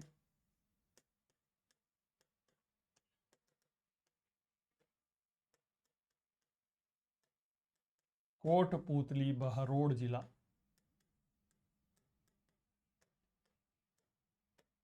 और नदी कौन सी है? तो भाई साहब नदी का नाम बाणगंगा नदी। बताओ भाई कौन सी नदी है? बाणगंगा नदी। क्लियर हो गई? चलिए, थोड़ा सा इस सभ्यता के नाम आप लोगों को याद रखने चाहिए कि इस सभ्यता के उपनाम क्या क्या है। महाभारत काल में राजा विराट ने इसकी स्थापना करी थी, इसीलिए इसे कहा जाता है विराट नगर। चीनी यात्री हैंसांग आया, हैंसांग ने किताब लिखी सीयू की, हर्षवर्धन के समय आया था। क्लियर हो गई? उसमें इसने नाम दे दिया जी पारयात्र। तो पहला उपनाम याद रखिएगा, डेट्स कॉल्ड विराट नगरी। क्लियर? दूसरा नाम याद रखिएगा और उसका नाम आता है पारयात्र। तो ये दो उपनाम हमें बेराट सभ्यता के देखने को मिलते हैं। क्लियर हो गई। चलिए थोड़ा सा यहाँ पर पूरी सभ्यता में उत्खनन के दौरान 4 पहाड़ियां प्राप्त हुई है जिन पर यह सभ्यता फैली हुई है। भीम पहाड़ी है, बीजक पहाड़ी है, महादेव पहाड़ी है और गणेश पहाड़ी है। कितनी पहाड़ियां हैं भैया? तो याद रखिएगा जी, कुल मिलाकर के 4 पहाड़ियां हैं यहाँ पर जिन पर यह सभ्यता फैली हुई है। भीम पहाड़ी, दूसरी बीजक पहाड़ी, तीसरी गणेश पहाड़ी, चौथी महादेव पहाड़ी। सबसे महत्वपूर्ण पता है क्या है? बीजक पहाड़ी। क्या ये बात क्लियर हो गई? चलिए इसके बाद अगर मैं इस सभ्यता की खोज की बात करना चाहूं तो मेरे दोस्त इस सभ्यता की खोज 1936 में की थी दयाराम साहनी ने। किसने खोजी? दयाराम साहनी। लेकिन अगर मैं वहीं पर चर्चा करना चाहूं कि सर इस सभ्यता का उत्खनन का काम किसने किया, तो भैया उत्खनन का काम 1962-63 के दौरान हुआ और सबसे पहला नाम आता है नील रत्न बनर्जी। नील रत्न बनर्जी। दूसरा नाम आता है कैलाश नाथ दीक्षित। कैलाश नाथ, के एन दीक्षित, दीक्षित। इनके द्वारा इस सभ्यता के उत्खनन का काम किया गया है। क्लियर हो गई। महाभारत काल के बारे में कहा जाता है कि साहब जब महाजनपद काल था हमारे भारत में तब यह मत्स्य जनपद की राजधानी हुआ करती थी। तो याद रखिएगा यह मत्स्य महाजनपद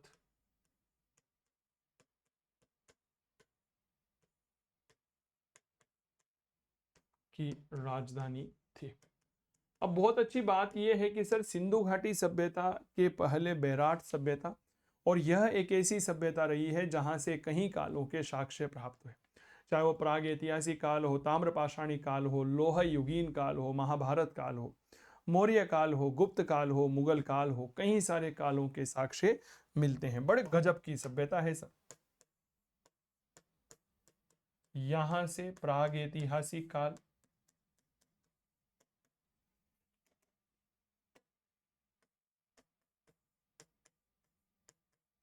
प्रागैतिहासिक काल, महाभारत काल, लोह काल, मौर्य काल, मुगल काल, मौर्य के बाद आप गुप्त लिखेंगे, ठीक है ना, गुप्त काल,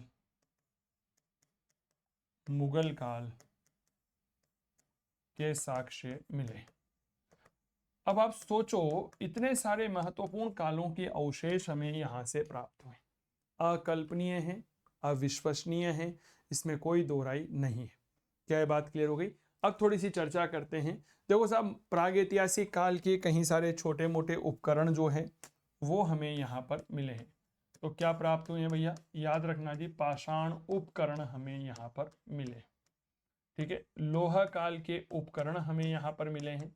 महाभारत काल की बात करते हैं ना तो कहा जाता है कि पांडवों ने अपना अज्ञातवास यहाँ पर बिताया था। पांडवों ने अज्ञातवास बिताया था। क्लियर हो गई। अब देखो जब पांडव अपने अज्ञातवास के दौरान यहाँ पर आए तो एक किंवदंती प्रचलित है कि भीम डूंगरी नाम के स्थान पर जब वो ट्रेवल कर रहे थे, यात्रा कर रहे थे, तो अचानक से द्रौपदी को प्यास लगी। आसपास कोई पानी का सोर्स नहीं था, तो द्रौपदी की पानी की प्यास को शांत करने के लिए भीम नाम के पांडव ने, जो भीम काफी बलशाली थे, उन्होंने अपनी एक लात मार करके वहीं पर एक पानी का कुंड बना दिया। इसीलिए वहां पर भीम ताल बना हुआ है। तो भीम डूंगरी पर क्या बना हुआ है? याद रखिएगा, भीम ताल बना हुआ है। क्या ये बात क्लियर हो गई? बताओ क्या बना हुआ है? तो भाई साहब भीम ताल बना हुआ है, जिसका निर्माण स्वयं भीम पांडव ने अपने पैर से किया था द्रौपदी की प्यास बुझाने के लिए। चलिए थोड़ा सा इतिहास को आगे बढ़िएगा।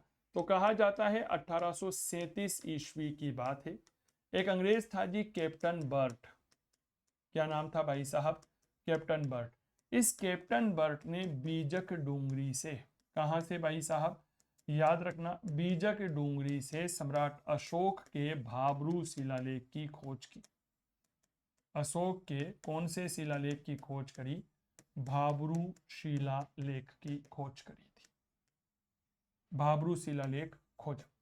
भाब्रू शिलालेख के बारे में क्या कहा जाता है कि सर यह सबसे बड़ा शिलालेख है अब तक का। समझ में आ गई क्या बात? बड़ा शिलालेख है। और इस शिलालेख के बारे में यह कहा जाता है कि इसी में सम्राट अशोक को बुद्ध धर्म का या बौद्ध धर्म का अनुयायी बताया गया है। अशोक बौद्ध धर्म का अनुयायी, अनुयायी बताया गया है। इसके अलावा यह शिलालेख वर्तमान में कलकत्ता के एशियाटिक सोसाइटी संग्रहालय में रखा हुआ है। कहाँ रखा हुआ है? कलकत्ता, कलकत्ता के एशियाटिक सोसाइटी संग्रहालय में रखा हुआ है। ये कैसा दिखता है मैं आप लोगों को थोड़ा सा यहाँ पर बताता हूँ कि भाब्रू शिलालेख जो है ये मूल रूप से दिखता कैसा। ये देखो सर, ये है भाब्रू शिलालेख। सम्राट अशोक का भाब्रू शिलालेख है। थोड़ा सा दिखने में दिक्कत आ रही होगी, विजिबिलिटी क्लियर नहीं होगी, लेकिन एक पत्थर पर लिखा गया सबसे महत्वपूर्ण शिलालेख है। और वर्तमान में एशियाटिक सोसाइटी का जो संग्रहालय है कलकत्ता में, वहां पर यह रखा हुआ है। 1783 में एशियाटिक सोसाइटी की स्थापना विलियम जोन्स के द्वारा की गई थी, जो प्राच्यवादी था। प्राच्यवादी होने का तात्पर्य है भारतीय सभ्यता, भारतीय संस्कृति और प्राचीन भारतीय ग्रंथों को महत्व दिया करता था। 1872 में एलसीएल कालाइल के द्वारा भीम डूंगरी से अशोक का दूसरा शिलालेख खोजा गया था। चलिए बात करते हैं 1872। व्यक्ति का नाम आता है एसीएल कालाइल। बड़ा महत्वपूर्ण व्यक्ति है भाई साहब, एसीएल कालाइल।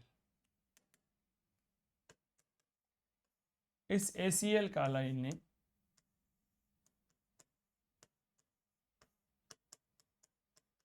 भीम डूंगरी से अशोक का दूसरा शिलालेख खोजा। अशोक का दूसरा शिलालेख खोजा। मैं तो बेसिकली यहाँ पर जाके आया हुआ हूँ, बेराट की सभ्यता को बहुत अच्छे से देखा है।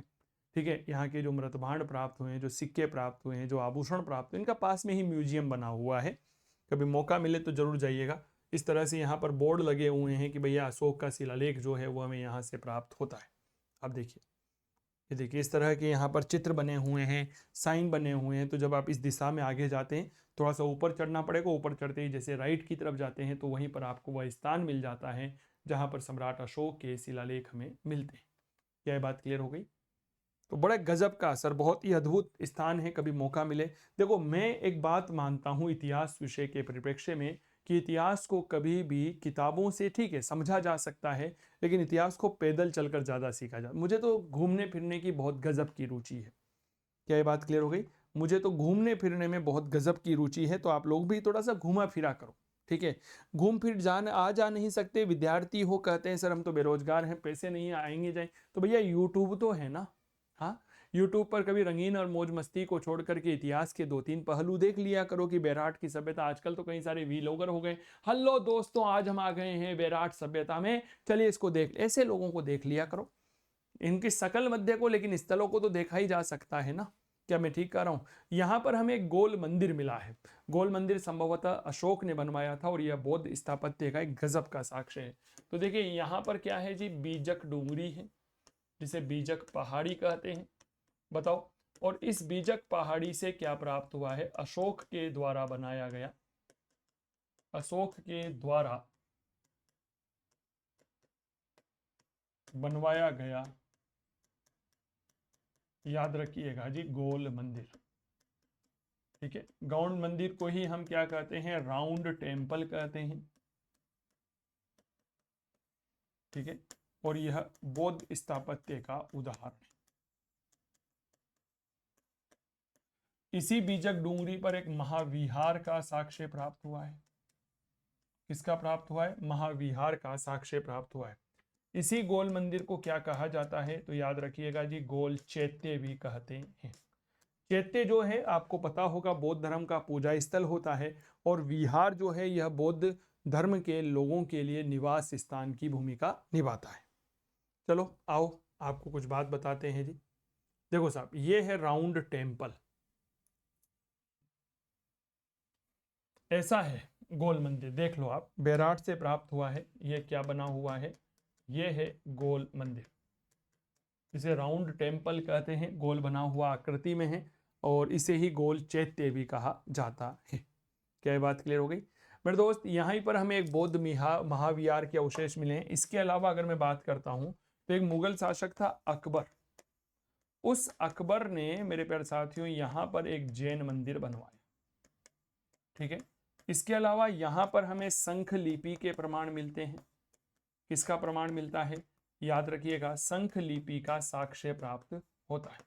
शंख लिपि का यह साक्ष्य जो है यह गुप्त काल का माना जाता है। कुछ कहते हैं कि साहब ये उत्तर गुप्त काल का है। शंख लिपि क्या होती है? तो शंख लिपि के बारे में बता दूं।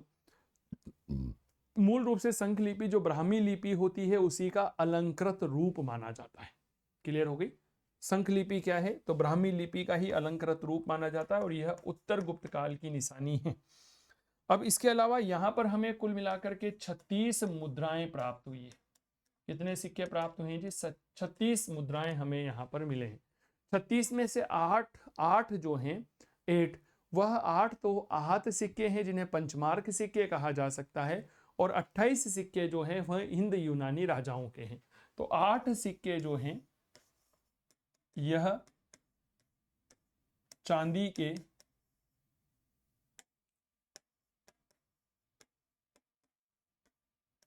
पंचमार्क या आहत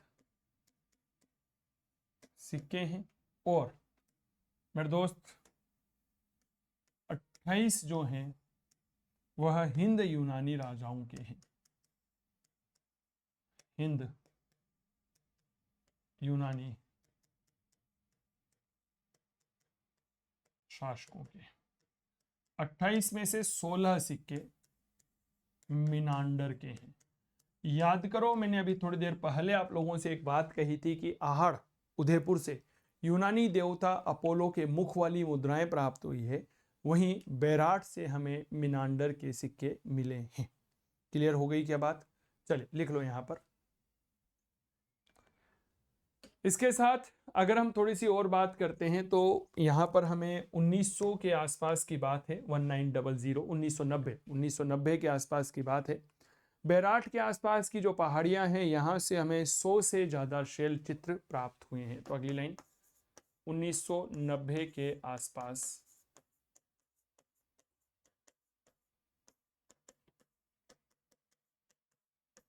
बेराट की पहाड़ियों से 100 से ज्यादा शैल चित्र मिले हैं। शैल चित्र का मतलब होता है जी रॉक पेंटिंग।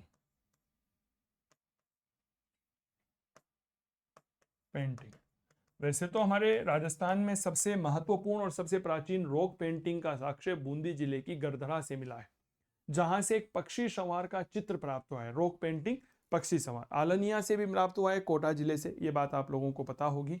यहाँ पर मृतभांड प्राप्त हुए हैं। अब थोड़ी सी मृतभांड की भी चर्चा कर लेते हैं, भाई साहब तो पढ़िएगा। यहाँ से हमें जो मृतभांड प्राप्त हुए हैं ना, इन मृतभांडों की सबसे बड़ी विशेषता क्या है तो समझिएगा। जैसे मान लीजिए यह मृतभांड है, तो इनमें स्वास्तिक का चित्र है और त्रिरत्न यहाँ पर बना हुआ है। तो भैया मृतभांड पर क्या है याद रखेंगे, स्वास्तिक का अंकन है प्लस त्रिरत्न का साक्ष्य हमें देखने को मिलता है। कुल मिलाकर के मोटा मोटी बात यह है जी, क्या बात है कि भैया जब भी आप इतिहास में बेराट पढ़ते हो तो बेराट का अपना एक गजब का धार्मिक महत्व रहा है। क्लियर हो गई? बेराट का क्या रहा है? अपना एक अलग ही धार्मिक महत्व रहा है।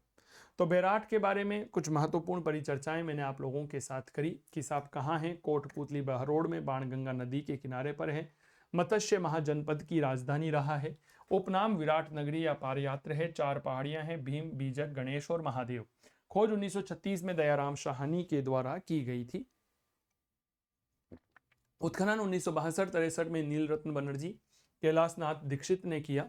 यहाँ से प्रागैतिहासिक काल, महाभारत काल, लोह काल, मौर्य काल, गुप्त काल, मुगल काल के साक्ष्य मिले हैं। भीम डूंगरी पर भीमताल है। 1837 में कैप्टन बर्ट ने बीजक डूंगरी से अशोक के भाबरू शिलालेख को खोजा था। सबसे बड़ा शिलालेख है। अशोक को बौद्ध धर्म का अनुयायी बताया गया। वर्तमान में कलकत्ता के एशियाटिक सोसाइटी संग्रहालय में है। एसीएल कालाई ने 1872 में भीम डूंगरी से अशोक का दूसरा शिलालेख खोजा। इसके अलावा थोड़ी सी चर्चा करी हमने बीजक डूंगरी से। महाविहार है, अशोक ने बनवाया था। गोल मंदिर, गोल चैत्य, राउंड टेम्पल, अकबर का जैन मंदिर, शंखलिपि का साक्ष्य और यह गोल मंदिर का चित्र। इसके बाद 36 मुद्राएं, जिनमें से 8 मुद्राएं जो है वह आहत या चांदी के सिक्के हैं। हिंदू यूनानी शासकों के 28 सिक्के, 16 साक्षर की सिक्के मीनांडर के हैं। 1900 ईस्वी के आसपास बेराट की जो पहाड़ियां हैं वहां से 100 से ज्यादा शैल चित्र प्राप्त हुए हैं। मरद भांड पर स्वास्तिक का अंकन है और त्रिरत्न का साक्ष्य। बताओ भाई, क्लियर हो गई बात? चलिए, इसके बाद अगर थोड़ी सी परिचर्चा करते हैं तो अब हम आगे बढ़े। एक बार उसके पहले हमारे ऑनलाइन कोर्स के बारे में आप लोग जान लीजिए। अभी गणेश्वर की सभ्यता भी पढ़नी है, ठीक है। क्लास कैसी चल रही है? मजा आ रहा है ना पढ़ने में? आज एक मैराथन क्लास है आप लोगों के लिए, लगभग 1.5 घंटा होने वाला है हमारी इस क्लास को। मेरे दोस्त, ऑनलाइन कोर्स हम ले सकते हैं इतिहास विषय का, और यह इतिहास विषय का ऑनलाइन कोर्स आप कावे क्लासेस कोटा का mobile application Google play store से डाउनलोड करिए। यहाँ पर फर्स्ट ग्रेड पीजीटी का गजब का इतिहास का कोर्स चल रहा है। देखो, मैं क्या करता हूँ ना, इतिहास विषय में फैक्ट के साथ साथ कंसेप्ट को महत्व देता हूँ। मेरा उद्देश्य ये नहीं है कि आपके द कंसेप्ट ना मेरे दोस्त, नहीं, सॉरी, माफी चाहूंगा। मेरा उद्देश्य ये नहीं है द फैक्ट नहीं। मेरा उद्देश्य फैक्ट तो हो, लेकिन विद्यार्थी के कंसेप्ट क्लियर होने चाहिए, क्योंकि जब विद्यार्थी के कंसेप्ट क्लियर हो जाएंगे तो यकीन मानिएगा मेरे प्यारे साथियों, आपके आधा इतिहास तो वैसे ही समझने में आ जाएगा। तो इतिहास का यह कोर्स आप सभी प्यारे साथी ले सकते हैं काव्य क्लासेस कोटा का मोबाइल एप्लीकेशन डाउनलोड करके। स्कूल व्याख्याता के लिए है 8802060952। या आप डायरेक्ट संपर्क कर सकते हैं। हेल्पलाइन नंबर आप लोगों के लिए 24/7 अवेलेबल हैं जब आपको संपर्क की आवश्यकता महसूस हो। चलिए, अगली एक सभ्यता आप लोगों को लेकर आता हूं जो आपके फर्स्ट ग्रेड जीके के पेपर में है। क्लियर हो गई भैया? याद रखिएगा जी, लेट्स कॉल गणेश्वर की सभ्यता। कौन सी सभ्यता है? तो मेरे दोस्त, यह सभ्यता आती है गणेश्वर की सभ्यता। वीडियो अच्छा लग रहा है तो इसे लाइक करना मत भूलना, मैं पहले ही बता दूं, ठीक है। शेयर करिएगा अपने दोस्तों के साथ। चैनल पर नए हैं तो सब्सक्राइब जरूर करेंगे। बताओ, क्लियर हो गई क्या?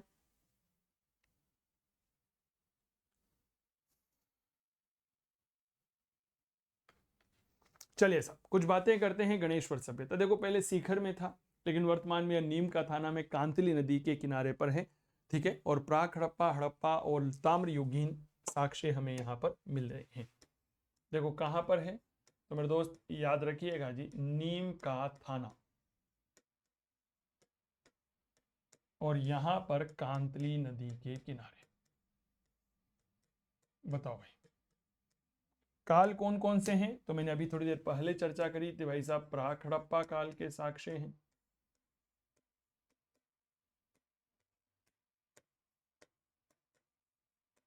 हड़प्पा काल के साक्ष्य हैं, और याद रखिएगा ताम्र युगीन हैं।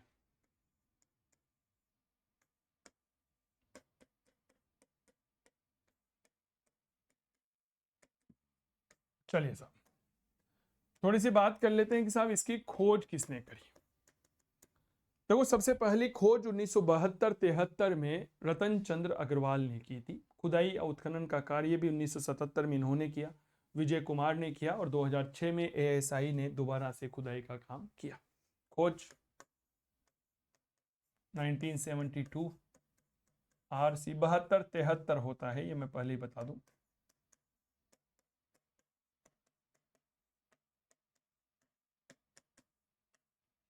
उत्खनन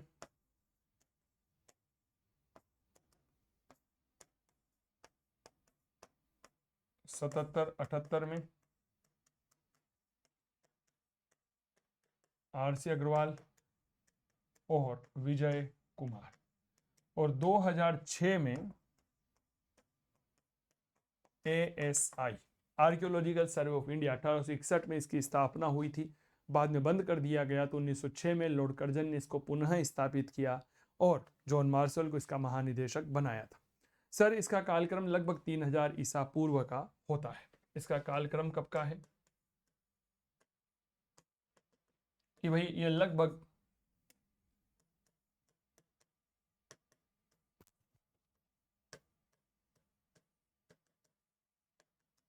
3000 ईसा पूर्व की एक सभ्यता है। अब इस सभ्यता के उपनामों को लेकर के थोड़ी सी चर्चा कर लेते हैं। मित्रों यहां पर क्या है ना, तांबे के इतने जबरदस्त उपकरण प्राप्त हुए हैं कि उनको लैब में टेस्ट किया गया ना तो उनमें 99% तक शुद्धता प्राप्त हुई है। तो इसीलिए कहते हैं कि ताम्रयुगीन सभ्यताओं की जननी है और प्राप्त अधिकांश जो साक्ष्य हैं काफी प्राचीन हैं, इसीलिए पुरातत्व का पुष्कर और ताम्र संचयी संस्कृति कहा जाता है। क्लियर। तो इसके उपनाम थोड़ा सा याद रखिएगा कि सर इस सभ्यता को क्या क्या कहा जाता है। तो भैया इसे कहा जाता है ताम्र संचयी संस्कृति। इसे ही क्या कहा जाता है, ताम्रयुगीन सभ्यताओं की जननी। ताम्रयुगीन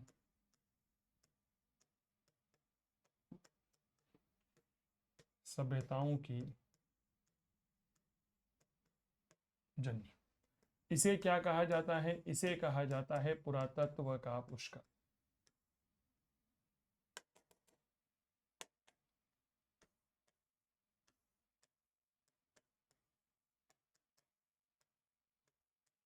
क्लियर हो गई। चले अब इस सभ्यता की कुछ विशेषताएं थोड़ा सा जो आप लोगों को जाननी चाहिए और बड़ी महत्वपूर्ण बनती है। देखो यहाँ पर जितने भी तांबे के उपकरण प्राप्त हुए हैं उनमें 99% तक प्योरिटी है। सबसे बड़ी बात, वर्तमान में आप बाजार में सोना लेने जाइए तो आपको यहाँ पर भी जो है ना मेरे दोस्त 99% शुद्धता नहीं मिलती, 91.6 मिलता है में गोल्ड।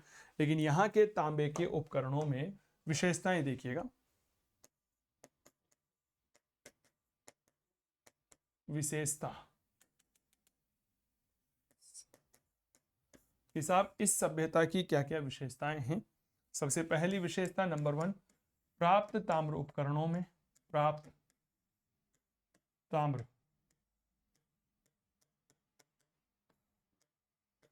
उपकरणों में 99% तक शुद्धता। क्लियर। कितनी प्योरिटी है भैया, तो याद रखना 99% तक शुद्धता है। यहाँ पर जो मृतभांड प्राप्त हुए हैं वह कपीश वर्णी है। कपीश वर्णी क्या होता है, मठमेले रंग के होते हैं, गंदे से है ना, सूगले से टाइप के। इनको गेरिक मृतभांड कहते हैं जो मूल रूप से काले और नीले रंग के होते हैं। क्लियर हो गई। तो अगर मैं यहाँ की मृतभांडों की चर्चा करता हूँ कि साहब यहाँ से जो हमें मृतभांड प्राप्त हुए हैं वह कैसे हैं, तो सर उन्हें क्या कहा जाता है, उन्हें कहा जाता है कपीश वर्णी। बताओ भाई, क्लियर हो गई। इन्हें क्या कहा जाता है, इन्हें कहा जाता है गेरिक मृतभांड और इन्हें क्या कहा जाता है, मटमेले रंग के मृतभांड। मटमेले रंग के मृतभांड, ठीक है। अंग्रेजी में ऑर्चिड कहते हैं, ऑर्चिड टाइप वेयर। क्लियर हो गई। और यह मृतभांड जो है काले और नीले रंग से रंग अलंकृत है, नीले रंग से डेकोरेटेड है, अलंकृत है। काले और नीले रंग से यह कैसे हैं, याद रखिएगा, अलंकृत हैं। मूल रूप से लाल रंग के बने हुए हैं, ठीक है ना, लाल रंग से बने हुए हैं। लाल रंग से बना करके उनके ऊपर काले और नीले रंग की जो है अलंकृत डिजाइनें तैयार की गई है। इसके अलावा यहाँ पर मछली पकड़ने का एक कांटा प्राप्त हुआ है, कुल्हाड़ी प्राप्त हुए हैं, तांबे के कई सारे बर्तन प्राप्त हुए हैं, आभूषण प्राप्त हुए हैं। जो मछली पकड़ने का कांटा प्राप्त हुआ है तो इसका तात्पर्य दो बातें होती है, कंसेप्ट पर ध्यान दीजिए। पहला ये कि साहब यहाँ के लोग मछली खाने के शौकीन रहे होंगे। दूसरा ये कि यहाँ के उस समय कांतली नदी में इतना पानी था कि ये मछली पकड़ा करते थे। क्या ये बात क्लियर है। तांबे के आयुध यहाँ से प्राप्त हुए, आयुध का मतलब होता है हथियार। तो यहाँ से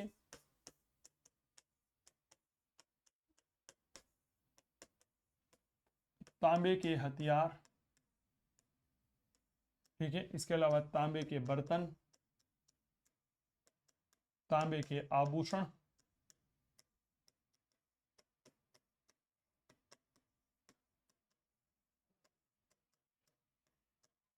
तांबे के आभूषण प्राप्त हुए हैं। क्लियर हो गई। चलिए इसके बाद अगर थोड़ी सी हमें और चर्चा करना चाहूं तो कहते हैं मछली पकड़ने का कांटा।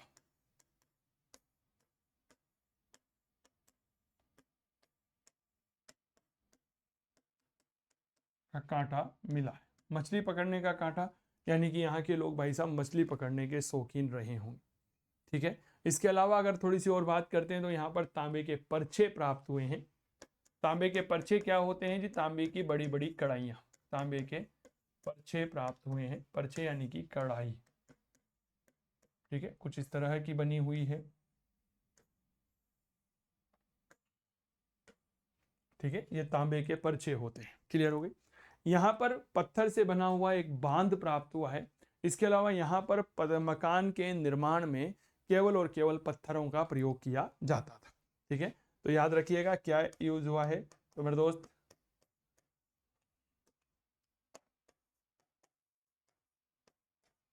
पत्थर से बना बांध प्राप्त हुआ है। अब पत्थर से बना हुआ बांध किस बात का संकेत है? तो भाई साहब यह संकेत है जल संरक्षण का। जल संरक्षण का संकेत है।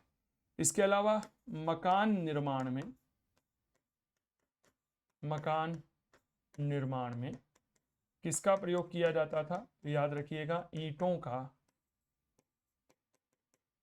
प्रयोग किया। ईंटों का नहीं मेरे दोस्त, ईंटों के स्थान पर पत्थर का प्रयोग किया जाता था।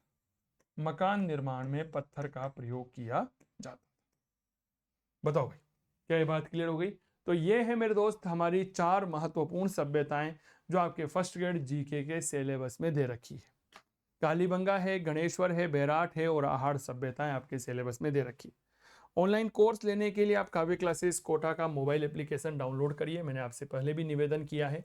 यहाँ पर हमारा इतिहास विषय के साथ साथ डॉक्टर मनोज जैन सर का हिंदी का कोर्स भी अवेलेबल रहे। क्या ये बात क्लियर हो गई? डॉक्टर मनोज जैन सर का हिंदी में कोर्स जो है वह भी यहाँ पर अवेलेबल है। मेरा हिस्ट्री का कोर्स है, इतिहास विषय का कोर्स 49% डिस्काउंट के साथ चल रहा है। लाइव फ्रॉम स्टूडियो बैच है, पूर्णतः नवीन पैटर्न पर आधारित है।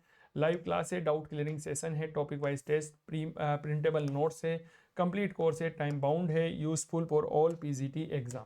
अगर आप आरपीएससी स्कूल लेक्चरर भर्ती परीक्षा की तैयारी कर रहे हैं तब भी यह कोर्स आपके लिए उपयोगी है। तो बिना किसी देरी के आज ही कोर्स लीजिए। कोई समस्या आती है तो 8802060952 पर आप हमसे संपर्क कर सकते हैं। तो यह क्लास कैसी लगी हमें जरूर बताइएगा मेरे प्यारे साथियों। हमने कालीबंगा पढ़ा, हमने आहाड़ पढ़ा, हमने बैराट पढ़ा, हमने गणेश्वर पढ़ा। क्लियर हो गई? फटाफट से क्विक रिवीजन आप लोगों के सामने रखने की कोशिश करता हूं, विशेष तौर पर आज की क्लास का। ठीक है, हमने हमारी क्लास की शुरुआत करी 4 सभ्यताओं। पुरातात्विक सर्वेक्षण का पहला प्रयास C.A. हक्कट के द्वारा किया गया था। 1870 में किया, इंदरगढ़ और जयपुर से। इसके बाद ACL कालाइल के बारे में हमने पढ़ा। कालीबंगा सभ्यता, स्थिति, खोज, उत्खनन, कालक्रम पढ़ा। ठीक है, कालीबंगा का शाब्दिक अर्थ, 5 स्तर, उपनाम आपको बताए मैंने। आकार के बारे में, विशेषताओं के बारे में पढ़ा। जुता हुआ खेत हमने यहाँ पर देखा। कालीबंगा से और क्या क्या चीजें प्राप्त हुई है? वृषभ की प्रतिमा प्राप्त हुई है, छिद्रित कंकाल है, कपास है, भूकंप है, लाल धरातल पर काले रंग की ज्यामितीय पशु आकृतियों के बारे में हमने चर्चा करी। कोट दीजी सभ्यता के बारे में बताया। आहार सभ्यता या बनास सभ्यता का परिचय देखा, कालक्रम देखा, मृतकों का टीला, उपनाम देखते हुए हमने इस सभ्यता की विशेषताओं की चर्चा यहाँ पर की थी। क्लियर हो गई? इसके बाद पशुओं के बारे में पढ़ा, लेफिस लाजुली के बारे में पढ़ा, आहार सभ्यता की स्थल पढ़े, बैराट सभ्यता के बारे में परिचय पढ़ा, 4 पहाड़ियाँ पढ़ी, उत्खनन पढ़ा, प्रागैतिहासिक काल पढ़ा, भीम डूंगरी पढ़ा, कैप्टन बर्ड, अशोक का भाबरू शिलालेख ACL कालाइल के द्वारा खोजा गया। इसके बाद अगर बात करता हूँ बीजक डूंगरी से महाविहार पढ़ा, गोल मंदिर पढ़ा, अकबर का जैन मंदिर पढ़ा, संकलिपि पढ़ी, 36 मुद्राएं पढ़ी, शैल चित्र पढ़े, मृतभांड पढ़े। इसके बाद गणेश्वर सभ्यता के परिचय के बारे में बात करी, उपनाम पढ़ा, ताम्र पाषाणिक उपकरणों में 99% शुद्धताएं, मृतभांड पढ़े। इसके अलावा मछली पकड़ने का कांटा, तांबे के परछे, पत्थर का बना हुआ बांध और मकान निर्माण में पत्थर का उपयोग। कैसी लगी आपको यह क्लास? हमें जरूर सूचना उपलब्ध करवाइएगा और इसी तरह जुड़े रहिए, बने रहिए, प्यार देते रहिए आप अपना। मेरे दोस्त, इस समय आप काव्य क्लासेस कोटा के यूट्यूब चैनल चंदू सर की क्लास यूट्यूब चैनल पर लाइव थे। इस क्लास की PDF में आपको काव्य क्लासेस कोटा और चंदू सर की क्लास टेलीग्राम चैनल पर उपलब्ध करवा दूंगा। पीजीटी इतिहास विषय का कोर्स लेने के लिए मैं फिर कह रहा हूँ, देरी मत करिएगा, क्योंकि मेरे दोस्त कई सारे कोर्स अवेलेबल हैं। उन कोर्स में भीड़ बहुत है। हमारे यहाँ पर आपके ऊपर पर्सनलाइज ध्यान दिया जाता है। यह मोबाइल नंबर है, इस पर आप संपर्क करके कोर्स ले सकते हैं। किसी भी प्रकार की असुविधा से बचने के लिए जल्दी करें, और बड़ा शानदार तरीके से कोर्स चल रहा है। प्राचीन भारत की कक्षाएं चल रही है, विश्व इतिहास की भी चल रही है, क्योंकि अभी डेली 2 क्लास हमने आपके लिए आयोजित कर रखी है। तो बहुत बहुत आभार आप सभी का। स्वस्थ रहें, मस्त रहें, तंदुरुस्त रहें और करते रहें इतिहास की बात चंदू जैन के साथ। बहुत बहुत धन्यवाद। आपकी सफलताओं के साथ, दुआओं के साथ, आपकी एक कदम आपकी कामयाबी की ओर। बहुत बहुत धन्यवाद। नमस्कार। लाइक शेयर सब्सक्राइब करना मत भूलना।